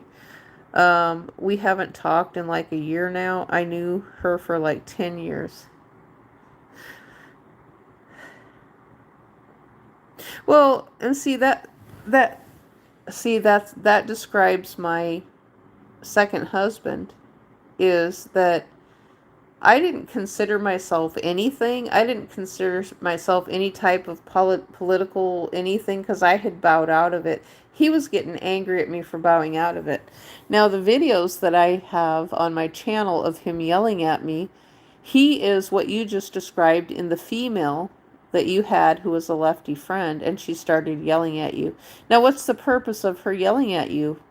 Like, I mean, she just wants to beat into your brain that the Democrats are going to help where the Republicans won't. Well, when that doesn't work, and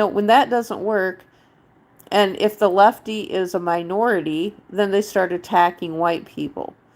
So if they can't get you to vote, so it's like they're using bullying And they are using terrorist psyops on people in the Democrat Party to try to get people to vote. The Democrat Party is a psyops terrorist organization right now, as far as I'm concerned. Because with them yelling like they do and saying, "Oh, you gotta vote, you gotta vote," they even got the little girl Greta Thunberg. When I heard her, she was really angry the last time I heard her, and then they're talking about you gotta vote like your life depends on it. It's like, no, I don't. I don't have to vote like my life depends on it, because why is this Democrat why is this the lefty Democrats so angry? What are they so angry about? If only they would just say what they're angry about. Now, I'll say it for them. It's inflation. It's getting harder to live. But they won't just say that. They just want to push out. All they're doing is pushing out narratives. They're pushing out, vote for the Democrats, vote for the Democrats. That's all they're doing.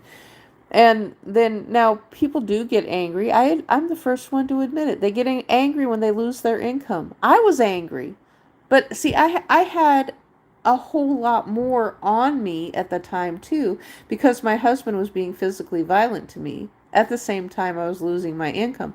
And so for me, if I would have had enough money and I would have still had my income coming in, I would have just went and bought another house separate from him, and then I probably wouldn't have even called the police on what was going on. Um, but I had proof of him hitting me. And that's what happens with most marriages. And right now, the way the police are acting in some cases, it really seems like they're like, well, where's the proof? Where's the proof that the abuse happened? You know, what proof? And it's like, well, now we have to go in the direction of, did you take pictures of it? You're no longer taking our word for it that the abuse happened. Well, okay, what about financial crimes? The police don't want to talk about financial crimes. Well, to me, financial crimes even do happen in marriages too. You know, there's the thing of fraudulent marriages, entering into a marriage under fraudulent purposes. And I was thinking about that with the premarital agreement as well, how that's fraudulent. You know, when I come to think of it, you can't predict inflation. And so times are more expensive from when I got married to him. So let's say the premarital agreement was good and the state didn't recognize equality.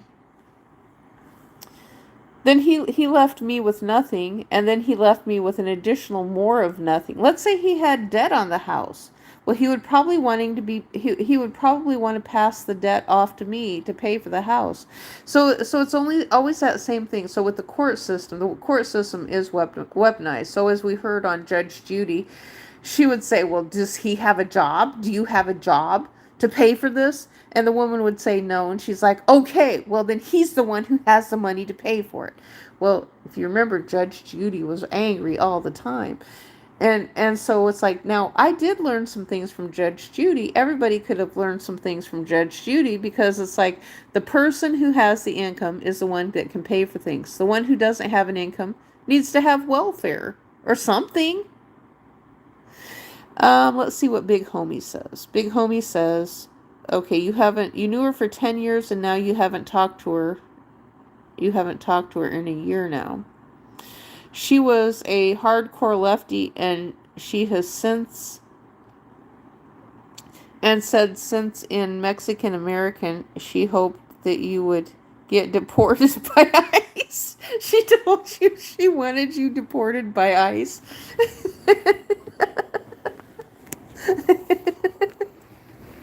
People have told me, they want me deported too. I've actually had people several times ask me if I'm a legal citizen of the United States.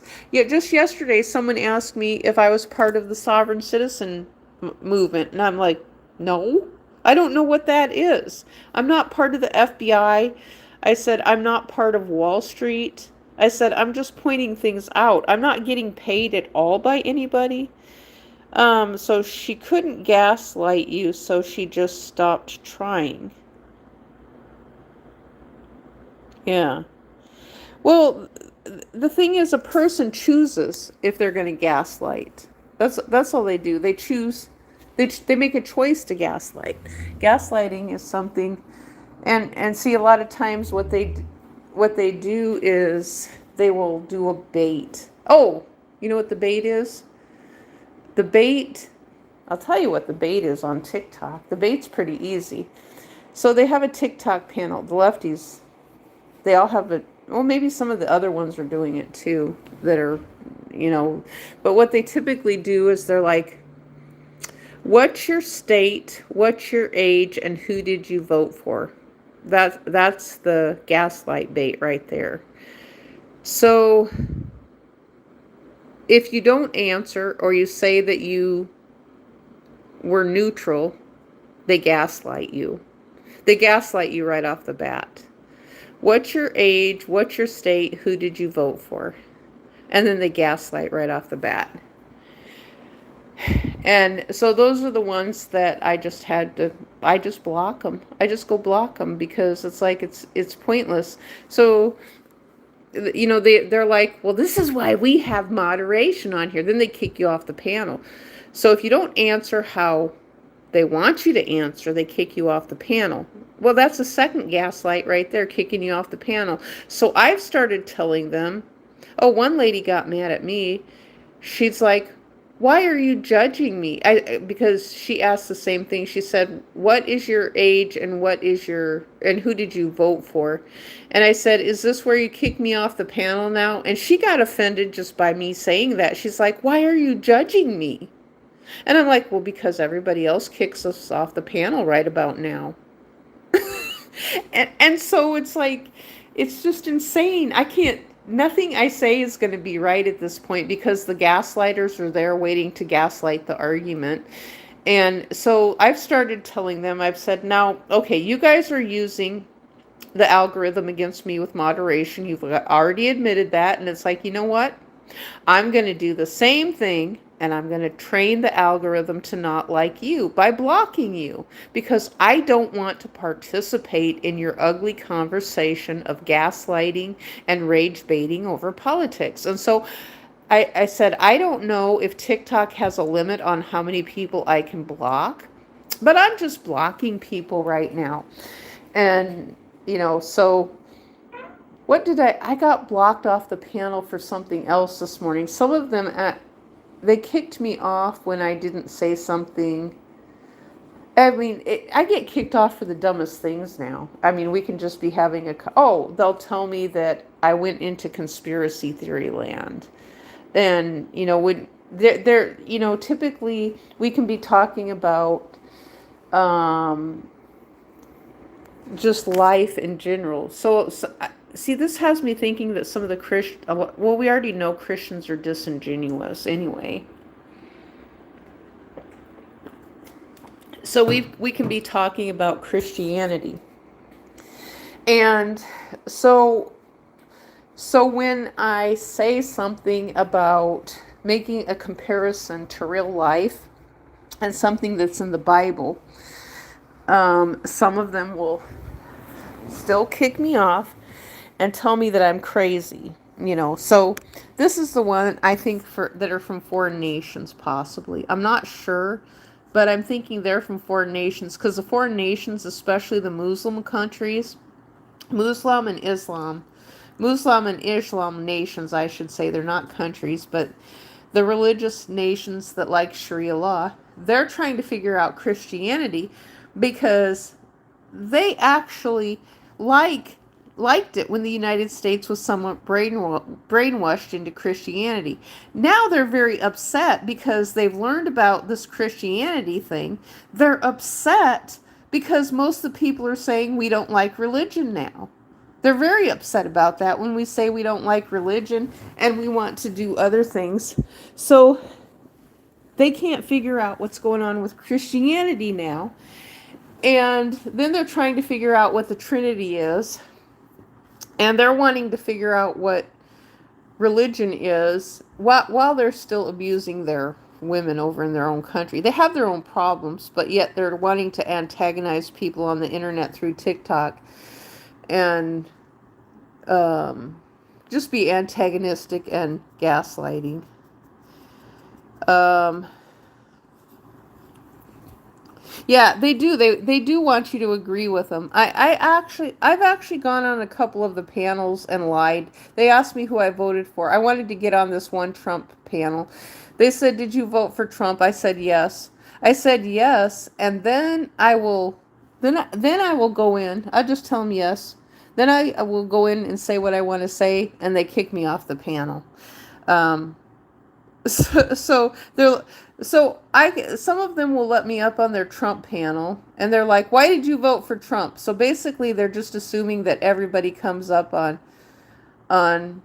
the Trump panel. Oh, I have a good one. Yesterday there was this young guy. He was so sweet.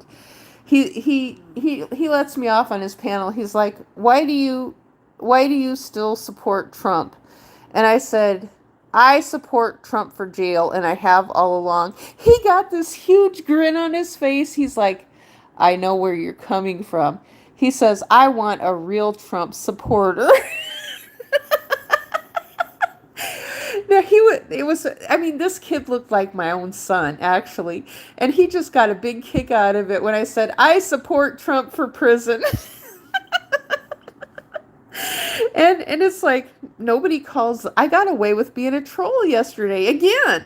When, so the ones that say, "Why do you still support Trump?"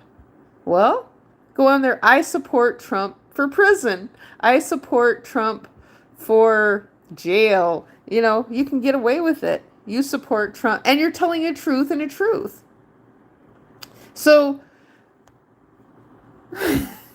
if they're going to accuse us of these things, it's like, okay, I support Trump for prison. Um, I support Trump for resigning. I said that to someone else yesterday. That made me feel good about myself, actually. I thought it was funny. I support Trump for jail. Why do you still support Trump? I support Trump for jail. I support Trump to resign. I support for the police to arrest Donald Trump. The Democrat parties are all mental patients, and they're so. Yes, that's true. You're absolutely right. The Democrats absolutely are all mental, angry, angry, angry, angry. I think these people wake up angry at the word. Yes, if they hear the word MAGA, and they just want to blame somebody. It's like, who is? I've asked him. I've said, who is MAGA? Do you guys know who MAGA is? And then some of them have gone on about the thing of, well, why does America support Donald Trump so much? It's like, well, I don't know. Who is the president of America? Donald Trump. It's like, well, America is a continent. In fact, America has two continents: the Northern Hemisphere America and the Southern Hemisphere America. And they don't get that. So I think they're migrants. They're not migrants. They're foreigners who just don't understand what I'm talking about, because they don't know what the Americas are. They know what America is, but they just think that all of America has Donald Trump as a president. That's what they've done. These people have run America, of the Northern America and the Southern America of the hemispheres, together as one America. And they literally believe that Donald Trump is the president of the Americas, of the North America and South America. That's what they're thinking. So when John Kennedy wants to know about um, who these low IQ people are, he just needs to follow me, I think. I mean, we could go. I wish John Kennedy would. I wish I could sit by his side and show him this stuff and show him how it works. Because when he says, "You can't fix stupid," it's like, I can show you stupid on a daily basis. You know, I don't imagine he's sifting through the internet like I do, but if all he would have to do is listen to some of these conversations, and the man would be rolling over laughing in his chair every day. It's like we could just be sitting there in the halls of Congress drinking beer all day long, just getting a big old kick watching these TikTok panels. And can you imagine that? I always thought that would be fun if I was a senator. And I'm sitting there in the halls of Congress. I'm sitting there drinking a beer, throwing a beer back. I don't know if you can drink beer there or not, but I know that I was on a YouTube panel back in 2011, and they served beer at the panels. So and so the politicians were there too. So it'd be kind of fun to be sitting in the halls of Congress and have a TikTok panel projected up on a great big giant screen for all of us to watch, and we'd be sitting there entertaining ourselves while these people are on the panel, and we're writing stuff in the comment section, and then we get censored for what we write. We just get censored for asking a real question, and someone's saying, "Oh, this stuff isn't real. It's all made up. It's all fake. None of it's real." And then they're like, "Well, what do you want to talk about? What do you want to talk about?" So you start trying to talk. You start trying to talk after they say, "What do you want to talk about?" So that's a trigger thing for gaslighting. So when they say, "What do you want to talk about?" and then you try to talk, then the Sharia law guy from the sovereign citizen nations and the RICO places, then they just start talking all over you. So if I had a second person here, and then they just start talking all over me, because that's what they're doing with the gaslighting then. So apparently the migrants are hired to talk all over everybody, or they're trying to, they think it's funny. They just think it's funny. The sovereign citizens think the laws don't apply to them. I need to do more research into that subject. Yeah, you're absolutely right. Well, see, the sovereign citizens, I can explain this a little bit more. This is just my opinion. I may not be perfect on the opinion that I have. But see, the sovereign citizen groups run really heavy with Wall Street. I believe Wall Street is funding the sovereign citizen movement because they can move more higher amounts of money from foreign countries back into the United States and not pay taxes. So with these mansions that they have the migrants living in, the mansions and the hotels, heck, just one migrant who lives in a hotel in the United States. So a hotel can be millions of dollars. So you can have millions of dollars going through an empty hotel. If you have an old hotel that's no longer suitable for people to live in, you could still be running money through it for some reason. You could say, "Okay, it's my business. I'm losing money. I'm a corporation. I'm losing money. So my business has to be funded some way, right? Doesn't it?" I think they could get away with it because it's Wall Street. So you just have empty properties sitting still. The government's not paying any attention. So you could just be laundering a whole bunch of money through a property. So if you have one person mowing that lawn, so let's use the lawn mowing people as an example right now. So you've hired them. So they are on Wall Street, I believe. They could probably come out of the home improvement stores. I think some of the lawn mowing could be funded by the individual brands of lawn mowing products out of home improvement stores. And you can launder money through them that way to keep the store itself sustainable, possibly. I'm not positive, but I'm just going to say possibly. So I think I think there is a movement of people. So you bring these people, and it's the same principle as creating jobs, what they call creating jobs mowing lawns. So they're supposed to go ask the people in the home association if you need your lawn mowed. And then usually what happens is someone like me says, "No, I'm broke, go away." But if you have a whole bunch of houses that have nobody living in them, then you can run it how you want to. So you can have a whole bunch of properties, nobody's living in these houses. You have other people who are maintaining the lawn mowing. So you're running it as a business. Nobody's living in it. You don't want anybody to live in these places because you're bringing money in through them. They're worth more empty than they are with someone living in them. Because you get to set the price. And so what they do then is, so people in the United States have figured out what's going on. So they bring migrants who don't speak English. So you bring in the sovereign citizen migrants. Now, they are the ones who show up to court. They show up to court because they've gotten a card. So the migrants are told that they're on the trust, that they're the trust estate managers. They're the property managers of these places. They're managing these properties. Someone else is paying the bills for them. So they are kept people. They are being taken care of, but they have a job. So they got put into this. I don't know who did it. It's like, why can't I get into a mansion someplace where someone is paying all my bills for me and giving me a car to drive for free so I can do things? No, oh, we have to factor the car thing in with it too, the car leasing. The car leasing is involved with this too because leasing a car becomes a business expense.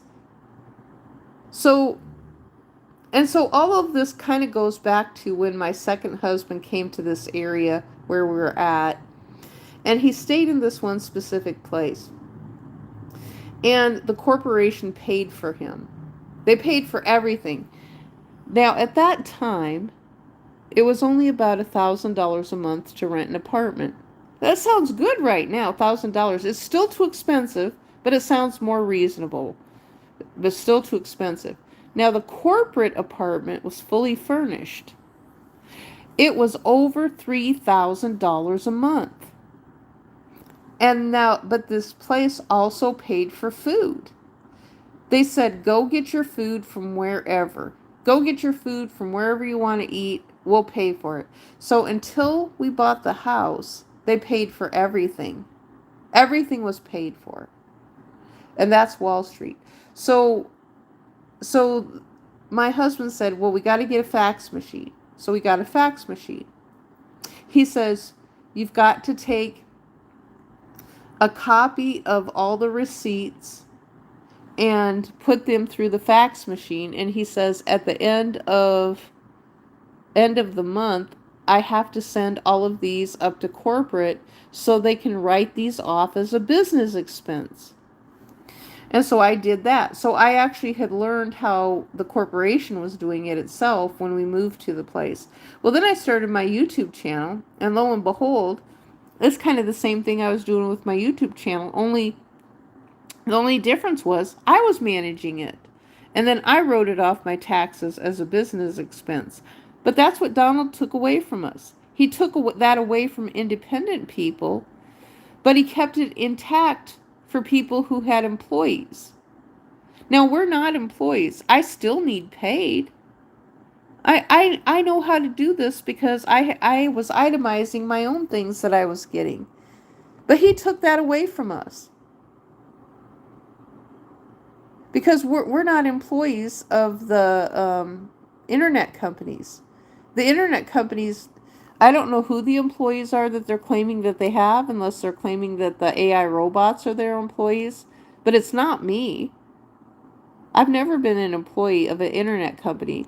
Now, I know some people will say that they are an employee of an internet company when they've done sponsorship work for them. Such as a sponsor paid them for something, like, for example, a celebrity might get a deal where they're sponsored to advertise a vacation or something, and then they send them to the vacation place free of charge. It's promotional. Well, the company that they're working for pays for them. Kelly Ripa talked about that all the time. And that was something that basically Regis Philbin and Kelly Ripa. Who did he have before? It was Kelly and Regis. Oh, he had Kathy Lee. It was Regis and Kathy at first. And that's basically what they did. So Kathy Lee Gifford had a contract with Carnival Cruise. And so she was always going on the cruise lines, and she was always talking about champagne and doing all kinds of things. And she said she had her two dogs named Chardonnay and Chablis. She named them after champagne. And then she was married to Frank Gifford, the football player. And then she had a couple of kids late in life. She said she met Frank at a drinking fountain.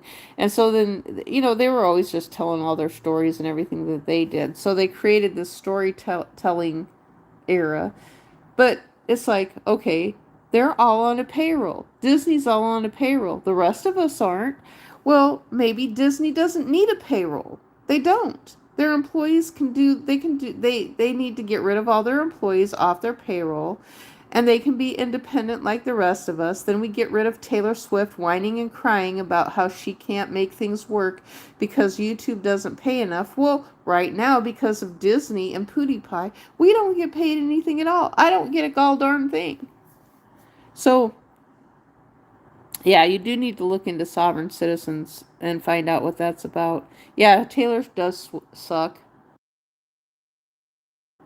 Well, and think about this as well. Football is entertainment.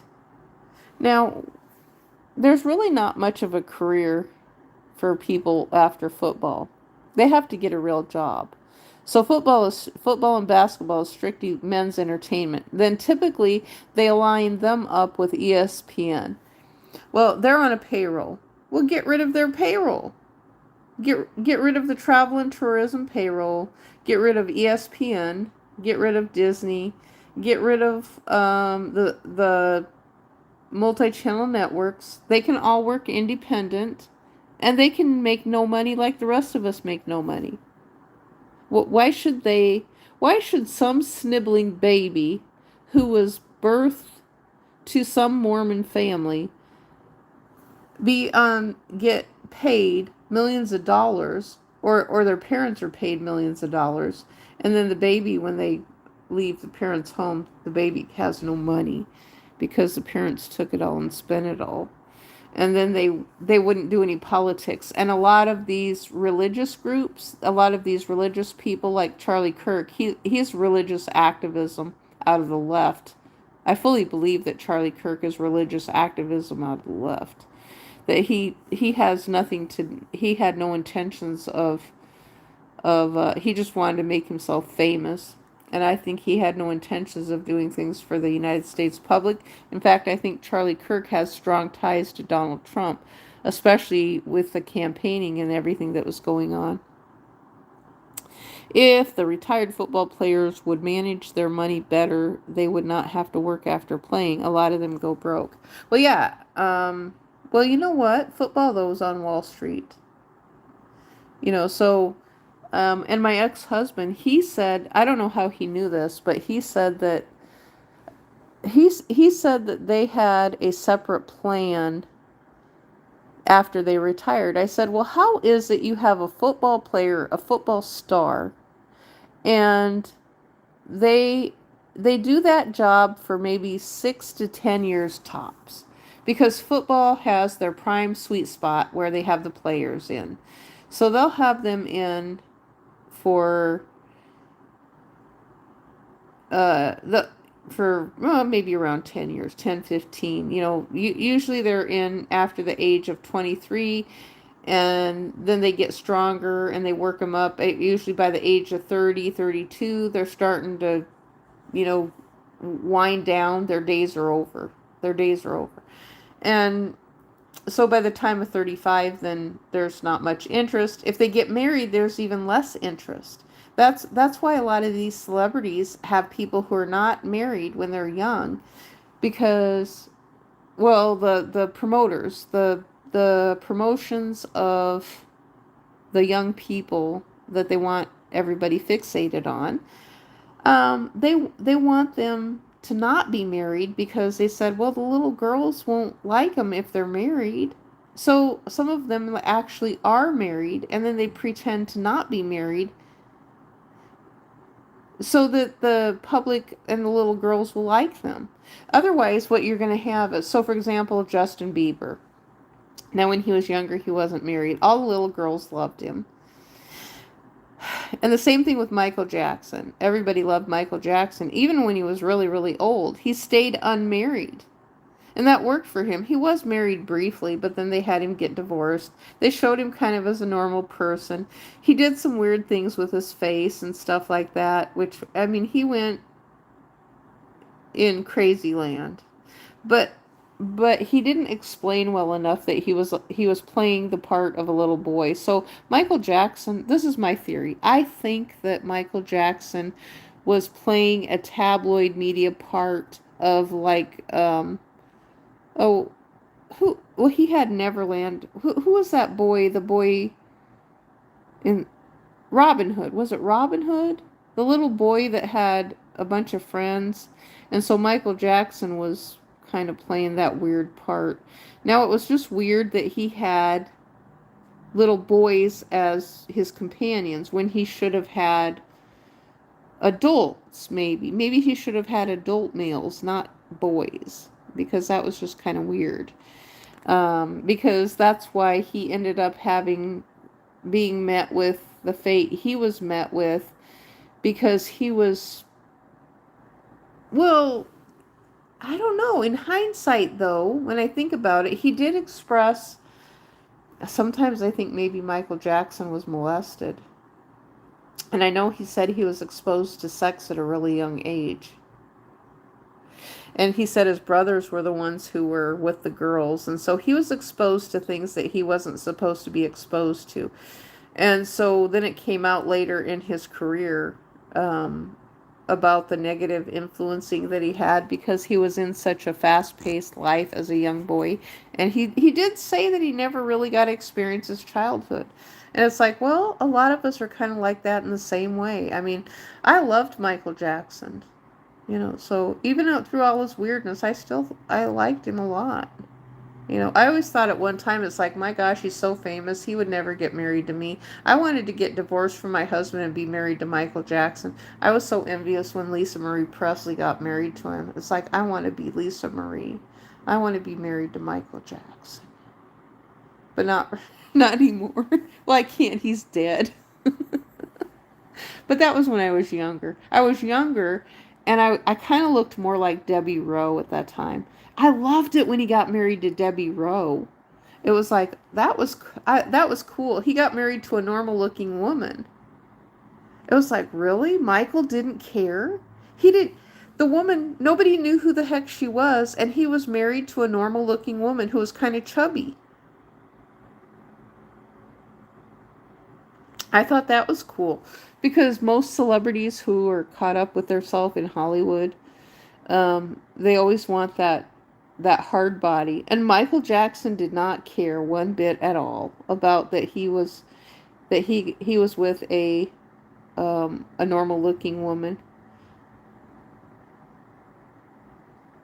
Now, but why he went towards white women, that was confusing, though. I would have thought he would have been with a black woman at least once. Or what, maybe he was. I don't remember. He could have had, but see, that's the part I think was a joke. So Elon Musk might be doing a troll similar to Michael Jackson doing a troll. I really think Elon Musk is trolling very, very similar. He's following down that path with Michael Jackson, only Elon Musk is doing it a little bit differently. He's doing the same troll. Elon Musk is trolling the same way that Michael Jackson was trolling. Now, Michael always said that he said that they did pranks and things like that. But then he talked about his back hurting all the time. And so I think that must have been the pressure. That must have just been pressure from the industry. Okay, let's see. Let's look here. Yeah, today, a lot of them go broke. Today is International Women's Day. Yes, I did see that today is International Women's Day. They said Michael Jackson was innocent. Yeah, I believe him that he was innocent. I always believed him when he said he was innocent because it's the same. This falls under the same principle as Donald Trump. And Donald Trump may or may not be. There's things I think he did wrong, but some of the accusations, he might be innocent. I'm not positive, though, because I wasn't there. But I believed Michael Jackson because Michael said his dad sold their name when they were children. So shouldn't there be policy in the United States where a dad can't sell his children's names when they're kids? So shouldn't there be a policy where a dad can't use his children's real names in business like Michael Jackson's dad did? They used their real name, and then Michael Jackson's real name then is branded because his dad sold their name. So how do you get out of that one?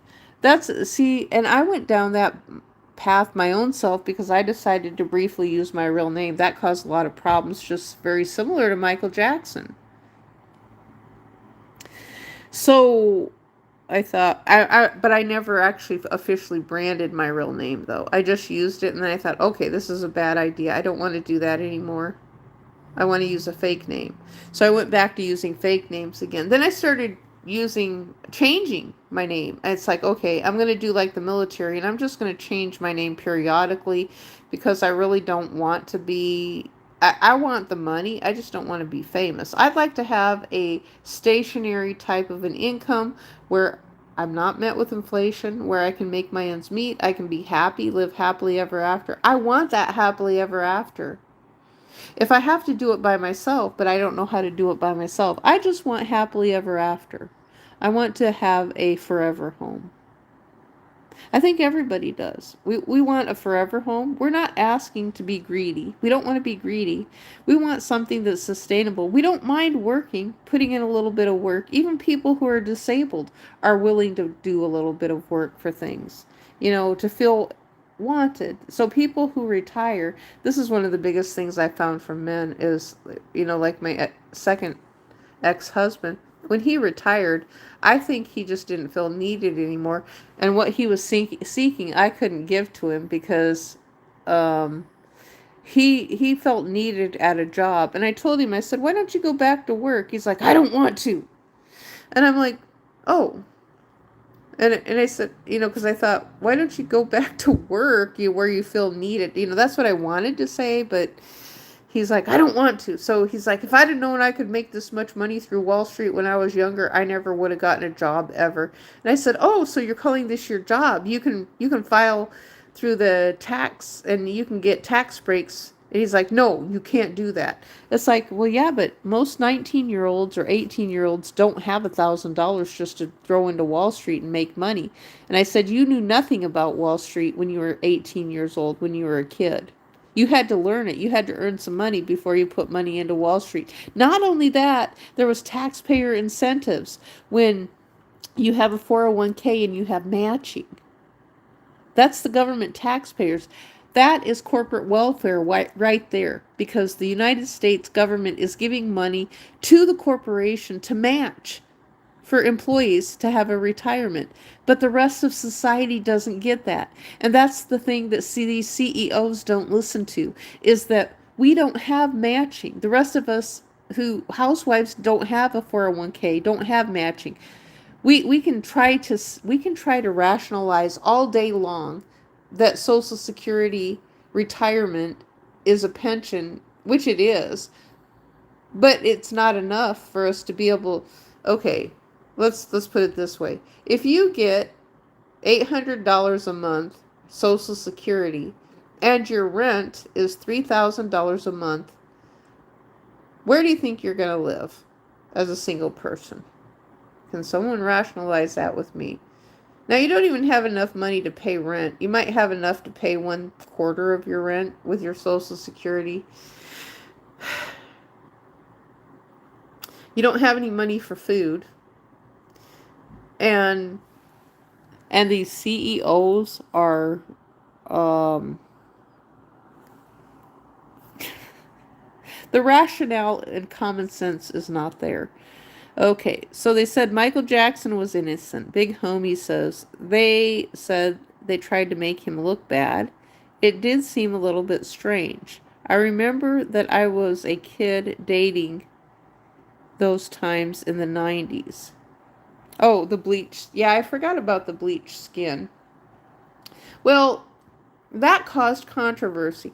I actually think what they did, this is speculation on my part, but so there came out a point, I think that they had a body double take over the Michael Jackson brand.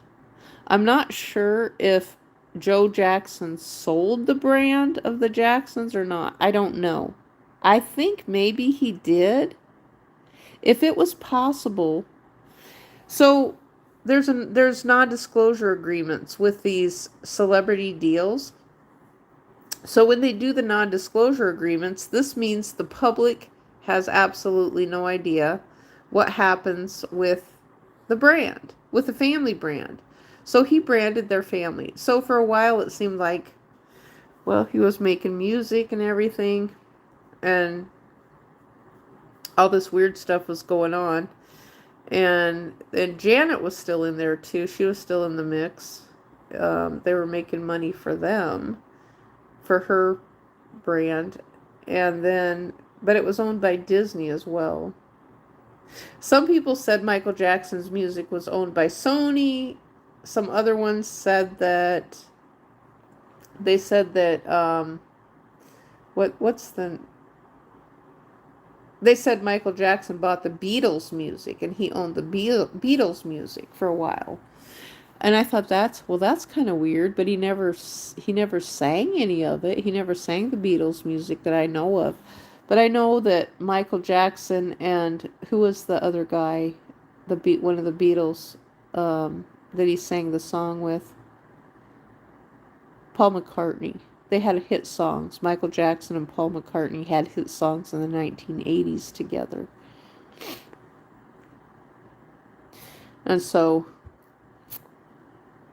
but I wasn't that much of a fan of Paul McCartney. I liked Michael Jackson. I was a big fan of Michael Jackson, not Paul McCartney. And so, and I liked the Jackson brothers too. But then they started doing all that weird stuff with Michael Jackson's face. Now, it kind of makes sense if they were doing weird stuff with his face so that he could go out in public. That made sense to me. So if they want the real person to be able to go out in public without without a bunch being mobbed by people, then that kind of made sense to me. It's like, okay, so the real Michael Jackson could go out in public. And I think Oprah Winfrey addressed that too, because she went to the grocery store one time when she moved to her big warehouse studio in Chicago. And she said that when she went to the grocery store shopping, and people were floored by that. I think David Letterman had fun with that, and he said, "Really? Oprah Winfrey goes to the grocery store and she does her own shopping? With that billions of dollars that she has, Oprah Winfrey really goes and does her own shopping?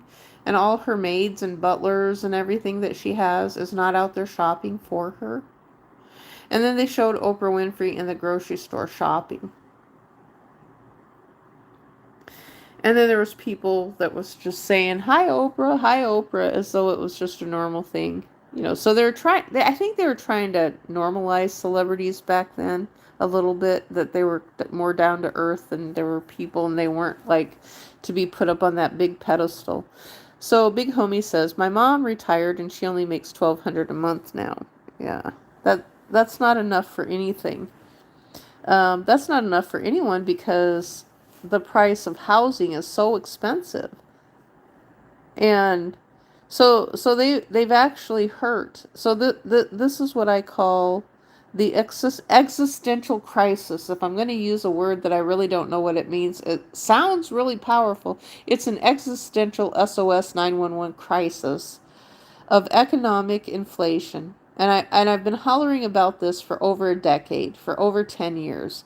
And I'm saying this is stealing money from the future. Inflation is stealing money from the future. So when you just raise prices on people and make them higher, you're causing financial pain and suffering on the American public. Now remember, I'm not an attorney or anything. I'm just a person that people want to attack because of the fact that I'm telling the truth about this. This is not a conspiracy theory, but it hurts the narrative of those who are abusing the public to take money from the public into their Wall Street profiting area, into their price gouging area. It hurts them, and then they don't get to buy another mansion. So that's got to make sense, I would think.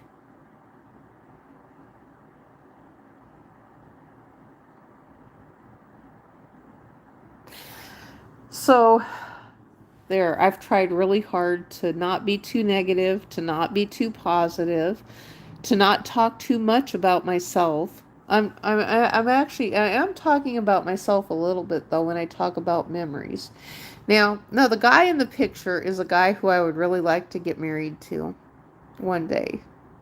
The guy in the picture. I would like him to be my husband. He looks about the same age as me in that picture. I think that's the guy I would like. Some guy who looks like him. He's a dreamboat. Oh, someone said the other day, they said something about, oh, this was on TikTok. They said, remember what happened to Romeo? He died for Juliet's love. And the same thing, well, they were putting it in a negative way, though. It was a bunch of men. And they said, remember what happened to Jack? He died because of Rose. They were blaming the women. So they said that Romeo died because of Juliet, Jack died because of Rose, and they were blaming Rose for Jack dying when it really wasn't her fault. Jack would have died anyway. If Rose would have just left and the second part of the movie had not happened, Jack would have stayed on the ship. The movie would have been over sooner. The movie would have only been half of the length that what it was. That's what would have happened. The movie would have only been half as long as what it was. If Rose would have just stayed on the boat and left, then the movie would have been over. So what's the rationale of that? Did you want a longer movie or a shorter movie? Now, everybody was complaining at that time that movies were too short as it was and too expensive for the price of what people were having to pay to watch a movie. But I actually think rent should only be $10 a month. I do. I think rent should only be $10 a month, and medical should be free, dental should be free, and that the American people distribute the money to the business. So we're given money, and then if a business can stay in business, some of it might need supported by the government, such as, how the United States military does things as a co-op. So the United States military does a lot of things sort of as a co-op, or that's my analogy, that the United States military is able to co-op things, and they have someone else come in when someone else can't fulfill the role of what they need to do. I mean, they've said the United States military actually went and picked crops in the United States when there were strikes and when there was not enough people to help pick crops. It was the military and prisoners who went and picked crops. It wasn't migrants from other countries. So this narrative of bringing people into the United States for something, for illicit purposes, for illegal purposes, this is monetary extortion. This is monetary RICO, sovereign citizen sovereign citizen movements is what it is. The sovereign citizen movement. This is electronic cyber warfare. We are in the midst of electronic cyber warfare right now. That's my narrative on what this is. And I know, I have a feeling that the government doesn't like it when I explain this. I wonder why. I wonder why. Why does the government not like it when I explain this?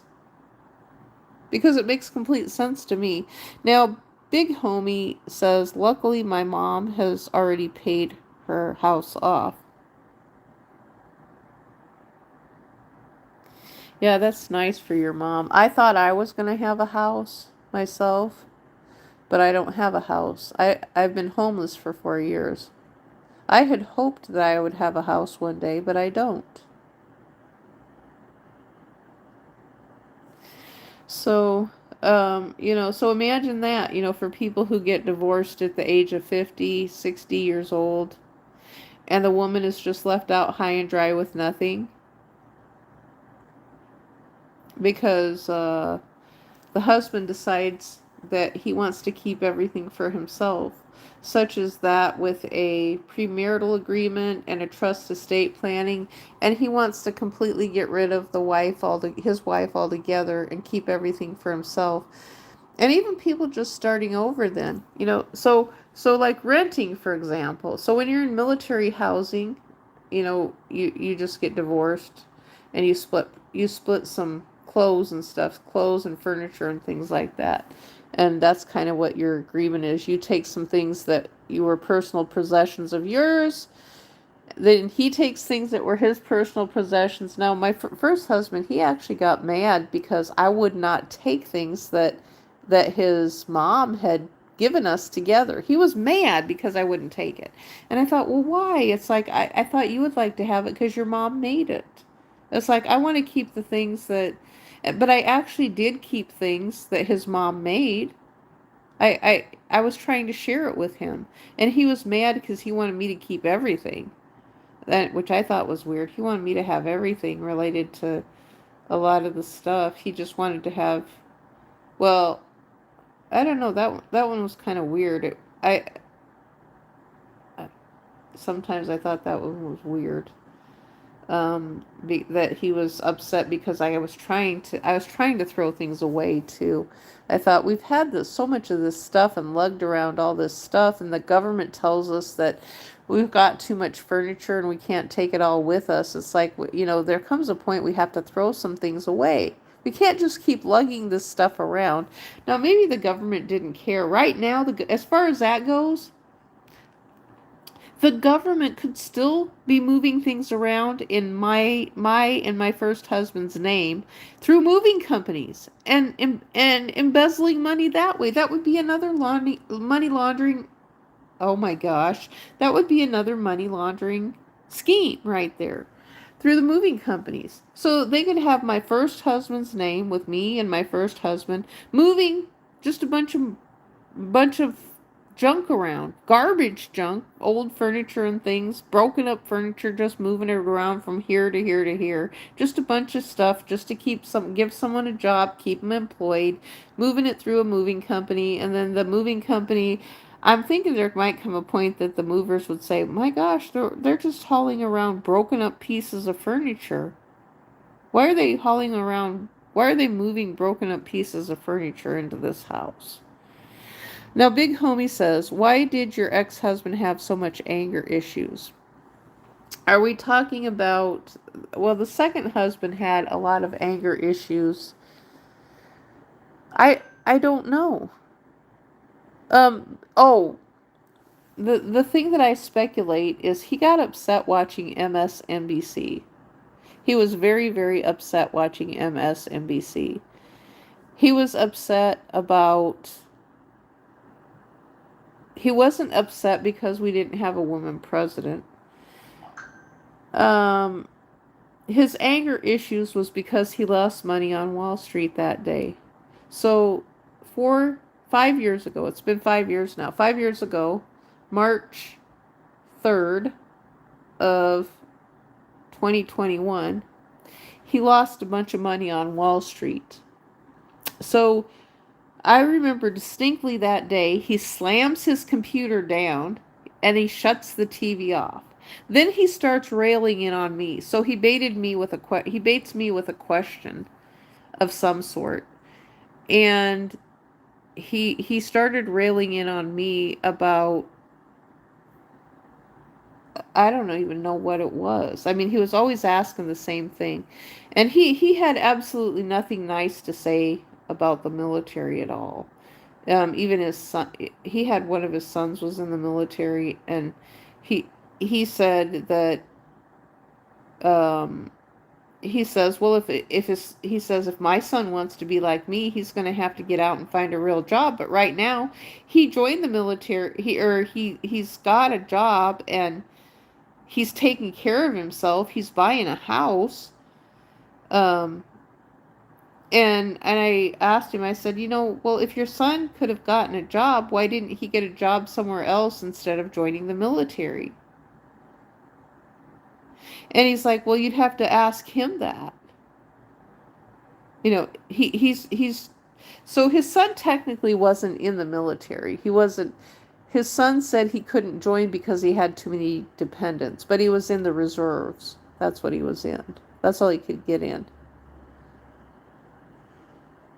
Yeah, the politics was it too, because he watched a lot of MSNBC, and so he got very, very angry because of the lefty movement.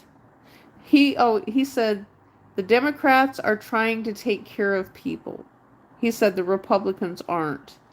He said the Democrats are looking out for people. The Republicans aren't. That's what my ex-husband always said all the time.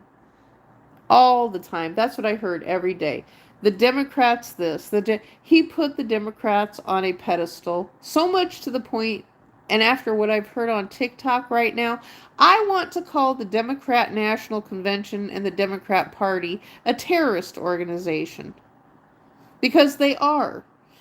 They're terrorizing the United States public into voting. To me, this is like terrorizing a woman into marriage through rape.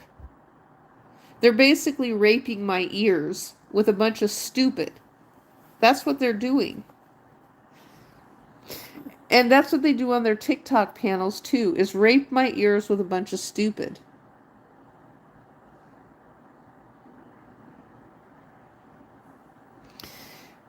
So they are the Democrat convention. The Democrat convention, I want to even say how Oprah Winfrey did things should be somewhat classified as a media terrorist organization. Now that I see how it was done, it should be flagged as a media terrorist organization.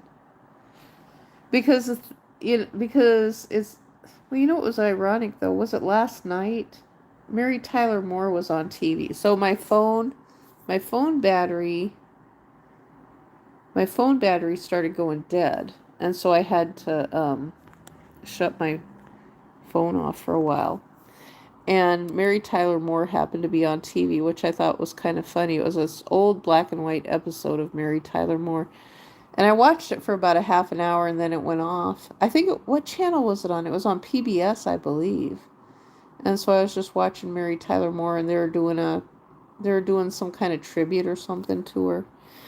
Kansas City International Airport evacuated over a threat as the FBI cops swarmed the terminal. Well, that's kind of interesting. I haven't heard that. So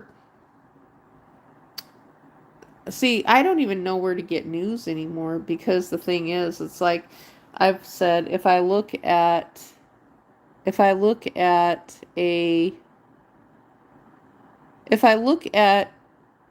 something, we're all getting the news from the same place. So we're either getting it from a politician, we're getting it from a government source, or a TV station that got it from a government source. So how important is news? Do you still have that drawing of the knee? Yes, I probably do, of the farm. Yeah, I'm sure I do have that drawing. Some of the drawings I think are stuck in my car right now. I can't get in my car because of what's going on. I need some help with that. That, to me, that's an emergency, but I don't know. I've called places to try to get help, and I met with the same thing. I met with the same people of the nonprofit groups, and they're like, oh, well, all we are is someone who tells you where to go to get help. And if you can't get help yourself, then we just can't help you. So they're basically creating you had to separate the words for YouTube censorship. I don't even know why it would be censorship. I don't even know why it would be censorship, because of the fact it's like when you talk about, growing something knee high, there was that little saying of knee high by the 4th of July, the corn will grow. The corn grows knee high to the 4th of July.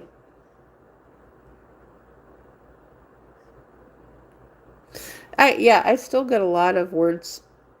I get a lot of words that are separated right now. I put one in earlier. It was absolutely nothing. And they separate. I have words. Oh, for example, when you write the word sentence. the word sentence sometimes has come up and it'll have it'll have a forward slash in it, and it separates on its own. So the separation of words is still taking place, and it's automatically doing it by the algorithm. So I have a lot of words. What else? Like the word censorship itself can end up being censored. Yeah, so when I go to auto, what is it? Voice to text into my titles, then I get the forward slash, and it separates the words, and then I get some periods in there, and I get separated words, making it harder. And that's the same thing as when I was doing the hashtags. So YouTube put so I could do hashtags in my video description, and then they went in the title at the same time.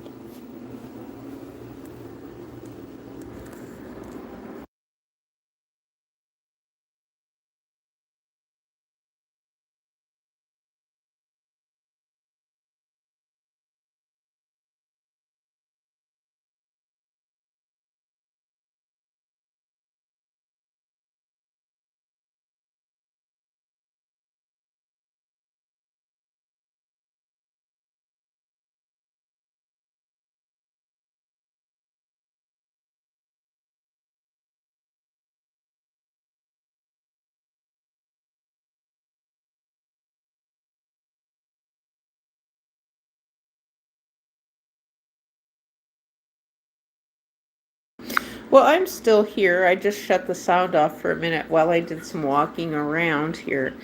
And I don't think it's AI bots. I know people like to say it's AI bots, but I think it's the people they paid from the foreign countries to do this stuff. I still think there's foreign interference that's taking place. And so the people from the foreign countries really don't care about what's going on in the United States. That's what I'm hearing. That's what I keep hearing, is that they don't care what's going on in the United States because it's not in their regional country. And so they're paid to do things. They're paid to perform little tasks and things for people in the United States, but they're really not that interested in their job to begin with.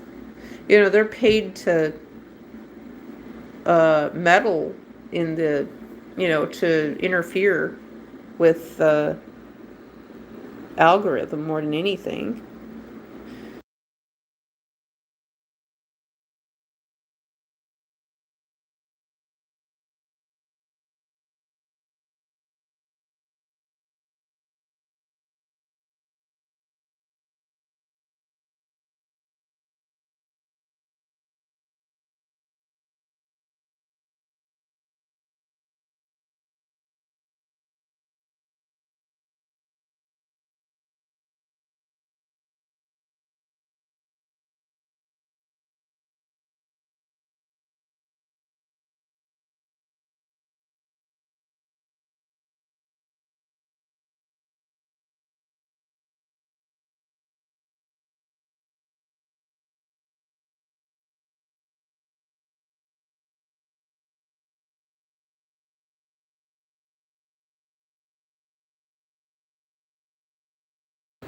No, it's me. I just muted my mic again.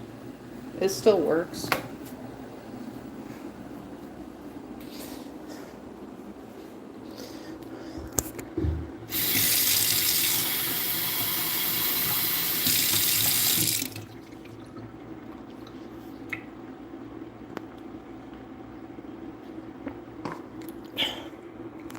I think some guy yesterday was on TikTok pretending to be a CEO. Because what we get now over on TikTok, see, I went over and watched I watch the panels sometimes too much over there. But he was pretending to be a CEO. And so another thing that we have over there is these people who, these young interns and pages from Congress, and what they're saying, they're over there on TikTok, and they're saying that they're learning how to be future politicians, and they want to know how to do interviews with people. And So they said that's why they're using the panels.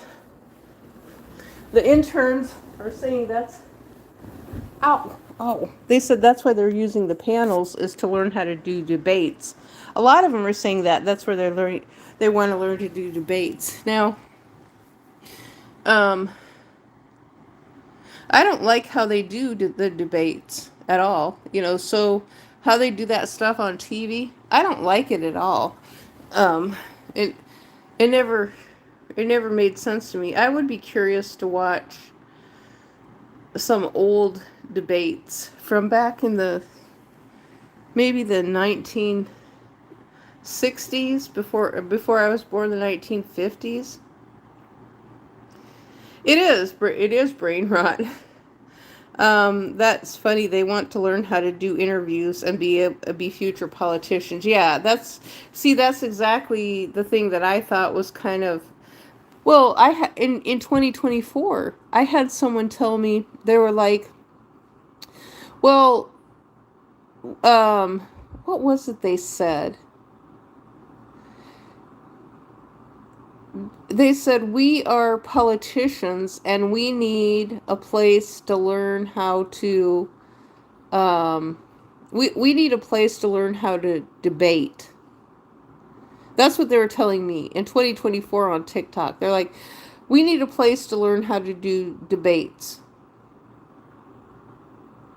And that's what they were saying. Now, they said, now, bear with us. We're all politicians and we want to learn how to do debates. And the thing with that is it's just kept going and going, as that they're trying to do debates, but they're just more or less just kicking people off of panels is all they're doing. Oh, I do too. I've thought the same thing. It's like, well, what they're doing is not a debate, and now all these little kids are seeing, they're just seeing their parents be very disrespectful to old people, to people in general. That's all they're doing, is just seeing their parents be shitty to people. That's all it is. And so, yeah, they had political science in school when I went. They think just anyone can become a politician. Well, the thing is anyone should be able to become a politician. It shouldn't just be for specific people, but right now, being a politician is geared more towards men. I will say that much. It's geared more towards men because we've never had a female president. We barely had a, a woman vice president, if you can even call her that. And now people have, oh, this is another thing. I get shamed for not voting for um, Kamala Harris to be president. That's coming out of the left really heavy still to this day. The young people hate old people. Yeah, they do. I already know that. I already know that. I see that in some of their faces. That my gosh, back in 2024 there was this woman, and I think she'd lost her job or was in the process of losing her job, but she had a kid and she was pregnant. And so I don't know what her job was, but she said the job she has to do is around old people all day long. And she was just saying, she says, I just hate old people. But she was taking phone calls, though. She was doing telemarketing, and she was selling Medicare Advantage, I believe, is what she was doing. And so I heard her talking one time while she left her mic open on TikTok while she was doing one of her telemarketing calls. And so it sounded like, so I heard her going through her whole spiel of what she was telling people. And so I believe she was selling the Medicare Advantage scam plan to old people. And so she was more or less just mad because nobody was buying into her plan. And that was at the time I was getting bombarded with all these Medicare Advantage. So the more that Congress talked about Medicare Advantage, the more I got bombarded with spam phone calls about Medicare Advantage. Well, Medicare Advantage, then it comes out that I don't think all young people hate old people. There's just a very few, and I think the people who are mad at old people for something, they're mad for some other reason. That's the thing I've noticed, that a lot of young people who are mad at someone who's old, they're mad because they have not been protected. They were left vulnerable and they were molested. So this is foster care kids I'm hearing, I believe. Oh, the majority of them I've been hearing on TikTok are foster care kids, and they've been abandoned by the system just like I've been abandoned by my ex-husband. So I'm hearing foster care kids. So I can't, I have to take what they say with a grain of salt, because it's like I would be mad too. I've been mad at my parents and they were old, but that doesn't mean I hated them. But these foster care kids literally have a hatred for someone who's old. And that's probably some old judge, some old woman judge, or some old man judge, because they were left exposed and vulnerable to society. They were put with a foster care family, and then they end up being molested and taken advantage of because the people they thought they could rely on just took this hands-off approach. And then they had a lousy social worker who didn't check to make sure things were good for them, and then they end up being taken advantage of. So I have full understanding for some of the young people who hate old people. It's like, what, why wouldn't they? You know, it's kind of like the Jeffrey Epstein thing.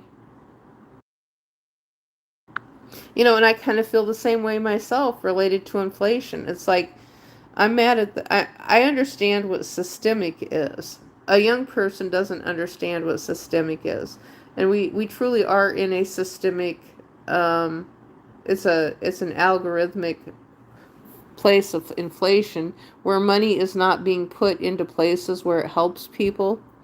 And Congress has already addressed this. They said, well, we could start investing in places that's going to actually help the United States public more than what the public has been being helped right now, instead of helping corporations. That's what they've been saying. Let's see here. Hates old people but works with old people. How hypocritical. Well, yes, that's the thing that kind of alarmed me a little bit, was the ones in the nursing fields. You know, so if you have someone in the nursing field who hates old people. Now, I heard someone just yesterday saying they were in nursing, and they said they work with old people all day long. And they said that's their job. And you know, I didn't hear them being negative about it or anything, because I was thinking, well, gosh, if you're going to talk negative on social media about old people, then don't you think you're at risk for jeopardizing your job in some way in the future? You know, because someone who's old needs taken care of just like a baby sometimes. That's just like someone who has been in an accident, for example. You're taking care of a grown body that needs to be treated just like a baby, because that person has become an invalid, maybe temporarily, but it needs the same type of care that cute little squishy baby needs cared for. Now, little cute squishy babies are fun to take care of, you know, and for moms sometimes they're not so much fun, and their poop stinks too. You know, just like the poop from an adult who poops on themselves, because they're an invalid for some reason. That old person, yeah, I mean, they should be able to pass away with dignity and respect, I would think. And I know somebody has to take care of old people, and I actually was listening to a guy on TikTok, and he said he used to be in the military, and he went into the medical field, and he worked with old people who were dying. He said that was his job, working with old people who was dying, and he said it's something he just got used to, and he had his way of dealing with things, but he didn't seem all lunatic and crazy because he was working with old people. He just had an understanding of old people. Um, let's see here. My mom gets lots of scam calls. I kept telling her stop answering the damn phone, but she sits at home all day and alone now, and she's retired. Well, that's nice that your mom has a home to be in. I wish I had a home to be in. Yeah, I wished I would have had a home to be in. I don't. I wish I would have had a forever home.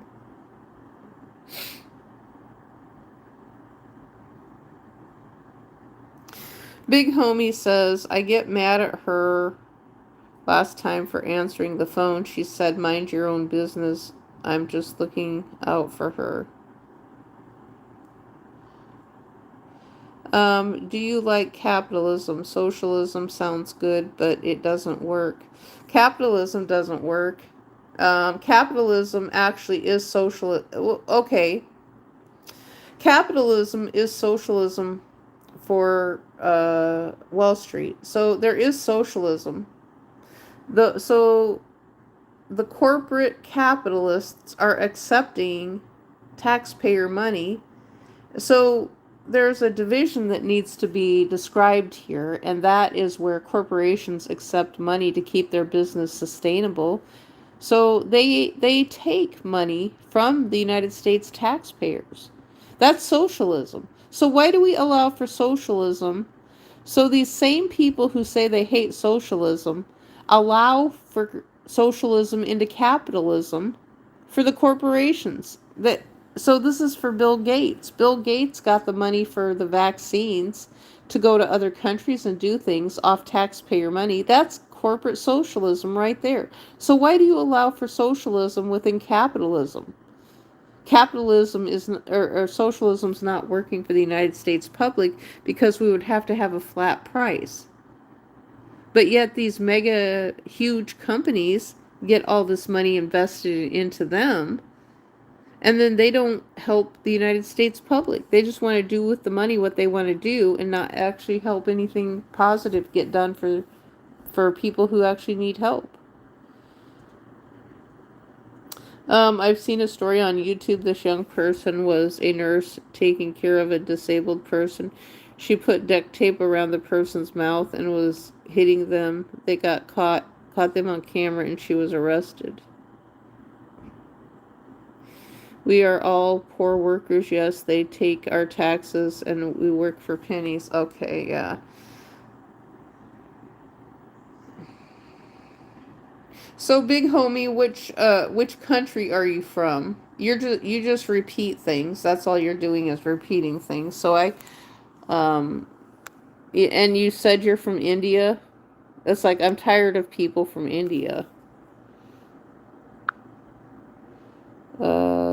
Let's see here.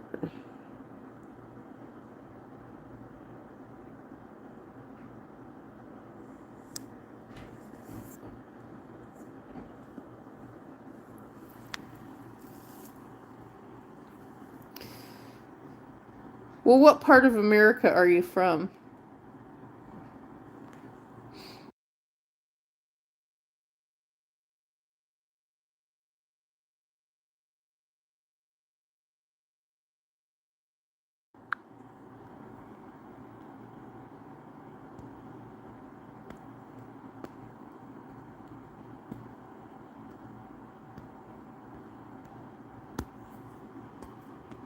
Well, I know those oh, those native Indian groups are just as bad. I hate the native Indian groups and the ones from Canada, the ones that broadcast from Canada. I hate them because they're very negative, and some of them are sovereign citizen groups, and they're the ones who wanted to go beyond the casinos by themselves. Yeah, they're very racist. um, yeah, the ones from Canada, very, very racist. I can't stand them. And they're like, oh, we'll figure it out. Well, they're being funded by Wall Street. Wall Street is pumping money into these places like crazy. And then so they're fat and happy. A bunch of fat and happy illegals going into Canada and into the native Indian places while everybody else struggles. Yeah, I know they get government checks. They're sitting there complaining against. They're anti-government. That's the description of the anti-government and sovereign citizen movement, which the FBI calls a terrorist organization.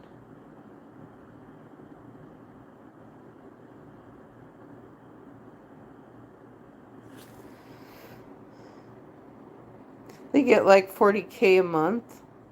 Yeah, I've never gotten $40,000 a month for anything.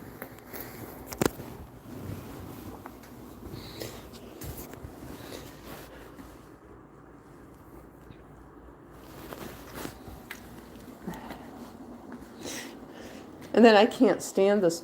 Oh, I know what else I've got to talk about too, that I'll talk about here in just a second. I've got to put, do I have water in there?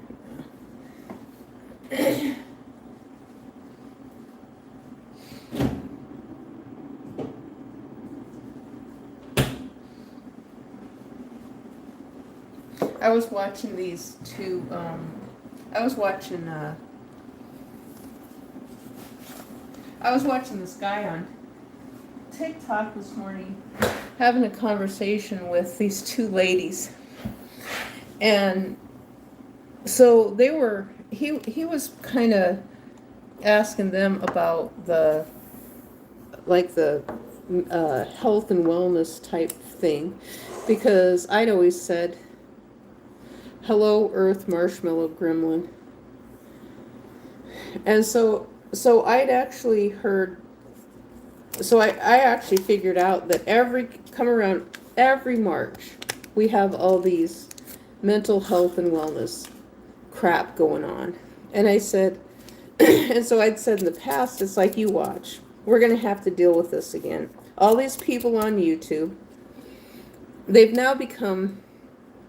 utilized what the politicians have talked about, what they call telehealth. And so then there's all these people who make these videos and they upload them all at the same time to YouTube. And they talk about mental health, health and wellness. They're making videos, and so they've become an obstruction of sorts. And that's all they want to talk about. And then they want to call that their job. And then they want to do private consultations and things with people. And that's supposed to be how they make their money. Where someone else, I've always said, someone else can be funding them. Someone else can be paying them through, like, if you have a private consultation with someone and then you go into an email address or somewhere, like Google, for example, I think you've still got Zoom in there.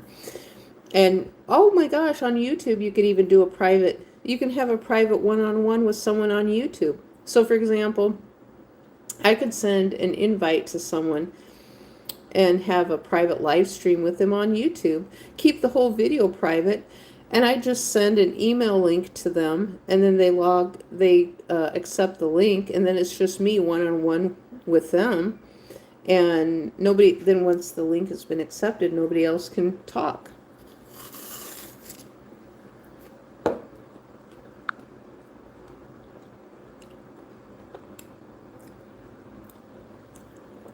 A tribe in California, and the members get $20K a month. Thank you for liking my live streams. That's nice. Earth Marshmallow Gremlin.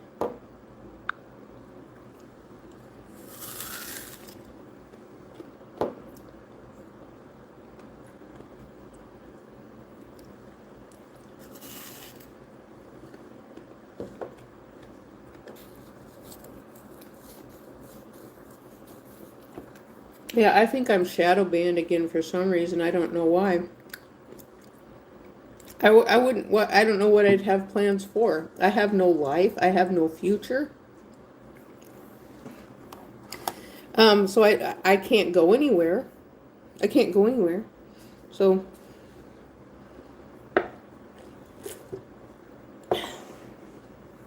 I have nobody to help me achieve getting to go someplace.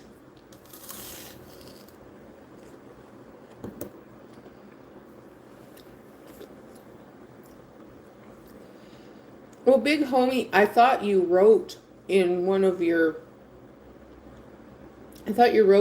messages that you were from India.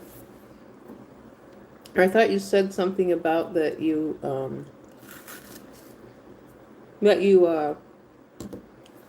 don't know, I don't know. Or that you were Muslim or something. I could be mixing you up with someone else, probably. That's what I'm doing, I suppose.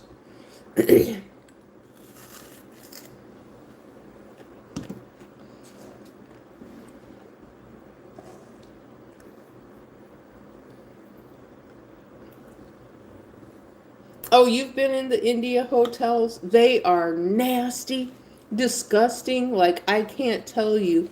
It smells worse than they stink. You know that you know that they smell worse than skunk. You know that nasty skunk smell that skunks make? There is something about those India hotels. They have a nasty skunk stink that smells terrible.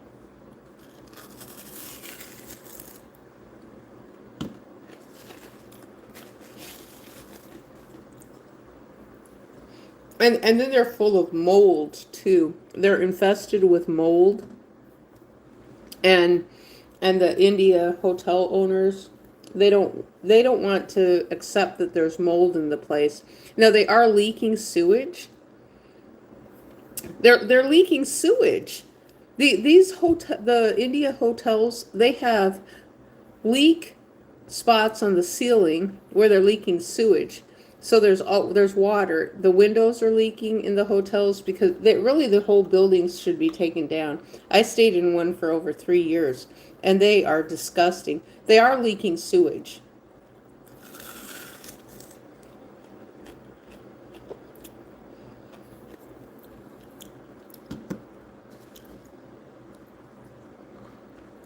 Well, the ones I had. What do you mean? Why are they getting mad at you for changing the room?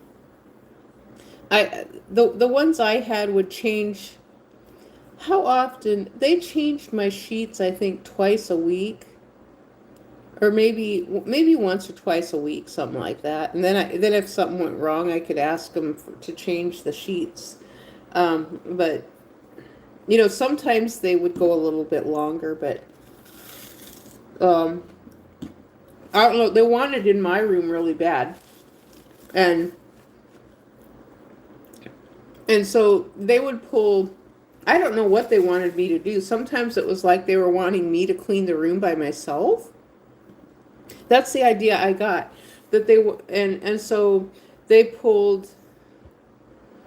And then there was bugs coming in the room too. There was all kinds of bugs and cockroaches. And the man, he would spray. He didn't speak any English at all. And he would spray something that looked like cockroach spray in the room as room freshener. And he would fan his hand under his nose and he'd say, air freshener, air freshener. And it was cockroach spray and motor oil. So he would just pick a bottle up from the maintenance room and he was just spraying like oil like WD-40 or something like that, and cockroach spray. He'd just pick up whatever bottle, and it was disgusting. Yeah, yeah, that sometimes there's a garlic smell, but sometimes there's a strong skunk odor too. And I was blaming the wrong people. I thought it was that new weed stuff. But I think there's something else going on. Some people said drugs.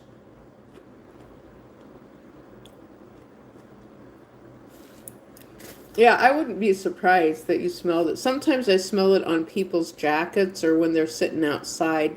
And I was thinking it was that new weed, or there's some kind of weed that has some kind of bad smell to it. Unless it's fentanyl or something, I don't know. Some people said they're cooking fentanyl inside of the hotels, and you know what else they were trying to do too? The one in my local area, I think they were trying to start an India cuisine. I think they wanted to sell India food out of the hotel, but there's probably something really big that's preventing them from doing it, like licensing and cleanliness. Because I noticed that they had food that was put on there, and it was India cuisine. And I wasn't too sure about how they were going to pull that off, because they would have to have licensing. So it seemed to me like they wanted to cook the food inside of their rooms and then sell it to customers. I think that's what they were trying to do. Now they did share some food. Now the women, they were okay. They weren't, they looked oppressed actually. It was the men I didn't like. One of the women, she looked really really grumpy. But this, oh my gosh, the smell and it was horrible.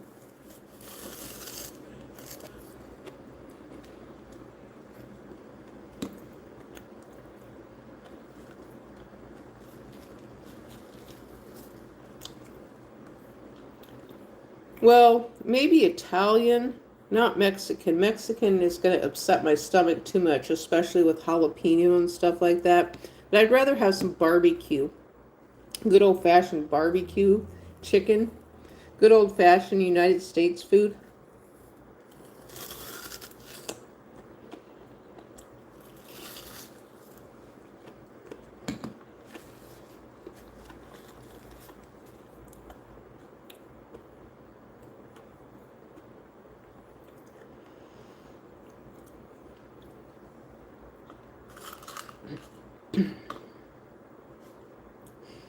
And when it comes right down to it, most of the food is actually a form of a form of food around the world anyway. When I lived in Germany, there was really nothing that was that unusual about the food that was not that unusual from what we had in the United States.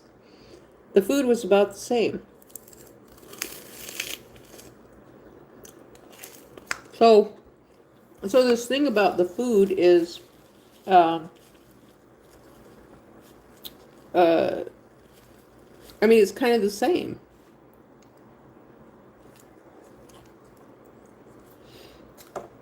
Yeah, there's some places that have some things that they prefer making.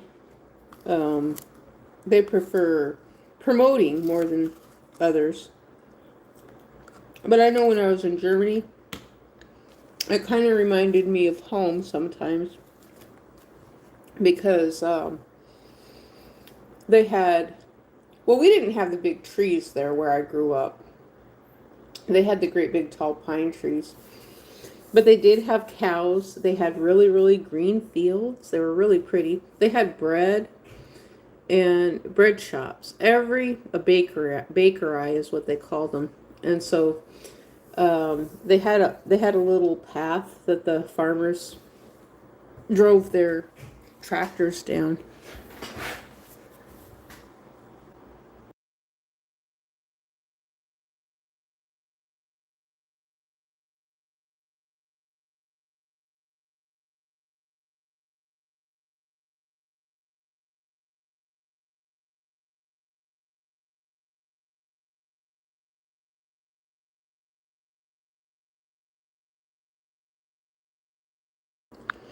You had blueberry pancakes?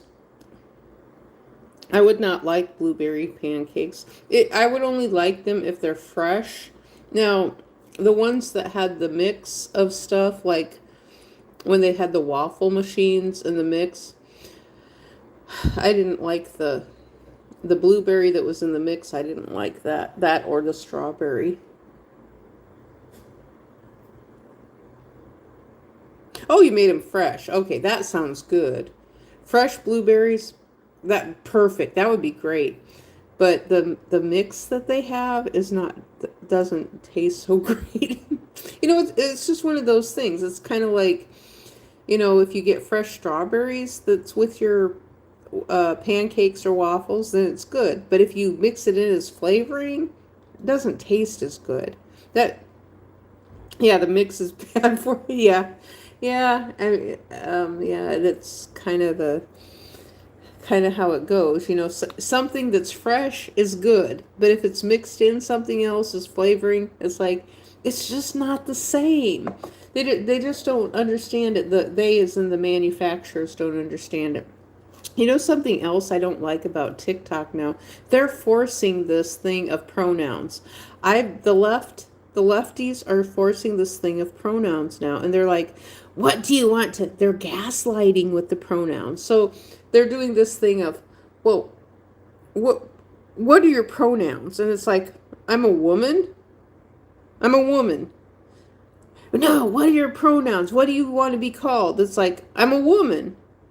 You know, are you that, the thing I want to ask him is, are you that dumb? You don't know, when I say I'm a woman, you don't know that you should call me a woman?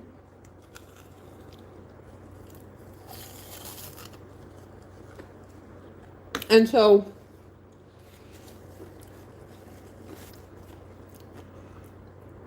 I listened to this guy this morning, and he was talking, I think I'd heard this story before. Now, he said him and his friend, his old army buddy, went into this restaurant, and he said they ordered some food, and they kept asking this waitress to bring things to the table. And he said at the beginning, though, the waitress had said something about, I would like you to address me as by my pronouns. And he said they just ignored her. And he said she kept bringing him everything that she wanted, that they asked for. And they asked for sweet tea and everything. And she brought him the sweet tea. And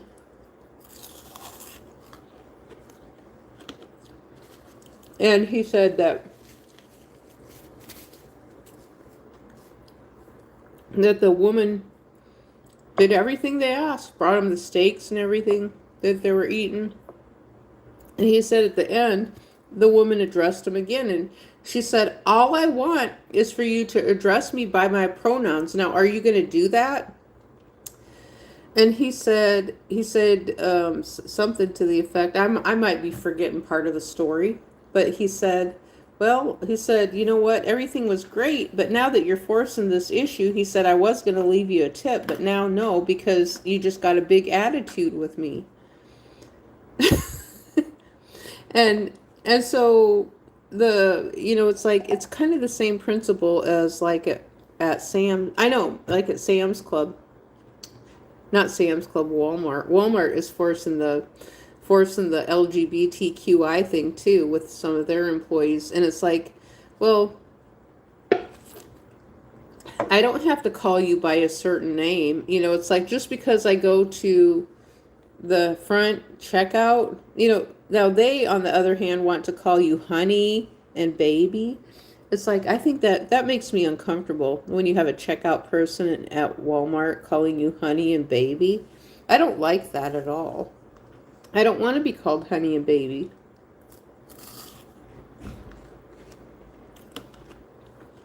So Walmart, I don't like Walmart for a lot of the things they're doing.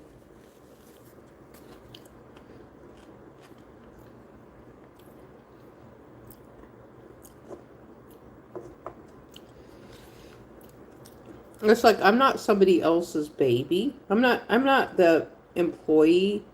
I'm not the if Walmart employees are going to call me a baby, don't you think that they should take care of me and pay me as a child then? So they should be giving me free food. Walmart should be giving me free food if they're going to have their employees calling me baby and honey. I mean, come on now.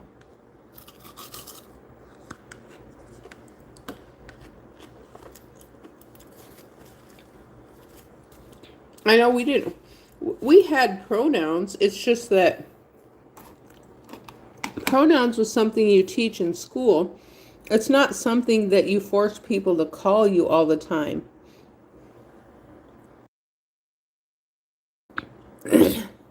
You should be able to sue them if they call you baby. Oh, they call you honey and baby all the time. And then one of them, for me, forced the LGBTQI thing. I was just going to get some things from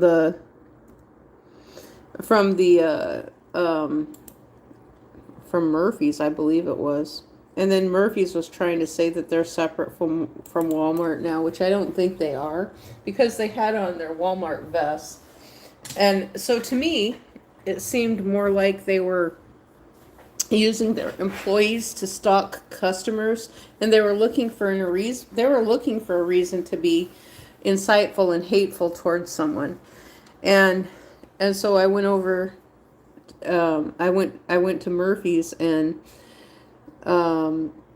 I was in line, and I said something about that I didn't want a pelican. And the one guy says, well, we know what you mean by that. He says, I'm gay. The guy sitting inside of there is saying he's gay. And it's like, I didn't ask you anything about you being gay. And then the guy behind me, he starts in on me. Then he starts following me to my car. And I said, do you need the police? I said, I'm going to call the police. And so he turned around and left. And it's like, why in the world, what makes him think this is some piece of fucking shit black guy who is gay, following me to my car and telling me, he's like, look at you, you're disabled. It's like, well, who the hell is he to act like that? I hope they got fired. I really do. I hope they got fired, because they have no business. Like, why are they sitting at a Walmart gas station telling people that they're gay? But they are.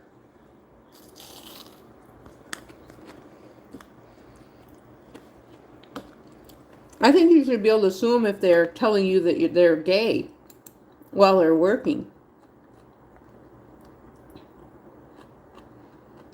Don't you think so?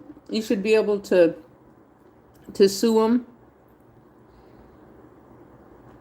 if they're telling you that they're gay. Because I don't want to know that they're gay.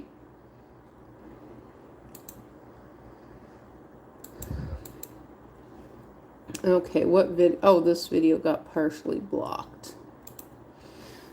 I don't give a shit if they are gay or not. That's none of my business, but they are weird. Yeah, I never cared that they're gay. They just decided to tell me that they were gay. And I thought, what are you doing sitting here trying to pick up other gay people while you're working at a Walmart checkout? That's basically what they're doing, is working at the Walmart checkout, telling everybody they're gay. They were looking for reasons to tell people they're gay. Absolutely they do. They love to announce that they're gay.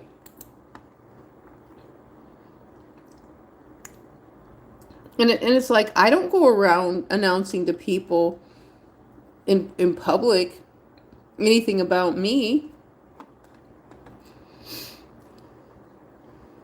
Maybe I should go around and say, okay, I would, and telling everybody, I'd like to date an attorney who can work for me for free, and he's a white guy. I only want a white attorney, and he'll work for me for free, and that's who I want to get married to. I don't go around and say that I'm straight. I don't either. You know, I've never told anybody that. It's like, it's not really none of their business. But you know what? I felt really shamed by the whole gay movement. And thankfully, the direction, I guess, that we've gone right now, I've kind of felt like I don't feel the shame anymore. But my gosh, there was a period of time I was feeling really, really shamed. Like, I was feeling, because they were pushing it so much in how they pushed it, I felt like, okay, coming from my marriage, I was being shamed, because then people were telling me, oh, well, we don't want to hear from you. We don't want to hear about your marriage. You keep that to yourself. Everything on the internet is fake. And then when I'd say that I was married to a black man, it's like, well, everybody else is talking about black, throwing that around there. Oh, we don't want to hear that. You know, it's like, that you're racist. You're racist for saying that you were married to a black man who's physically violent to you. You have to go outside and get some sun.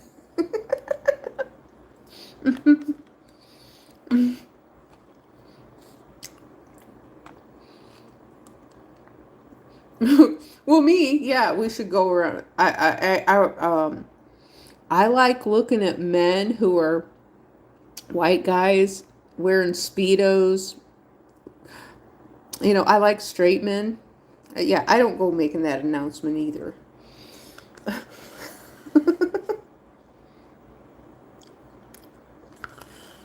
Yeah, I've been told that a lot myself too. That is a racist stereotype, actually, if you think about it. My husband did say that to me. He says, yeah, most people aren't out in the sun long enough. Most people aren't out in the sun long enough. They're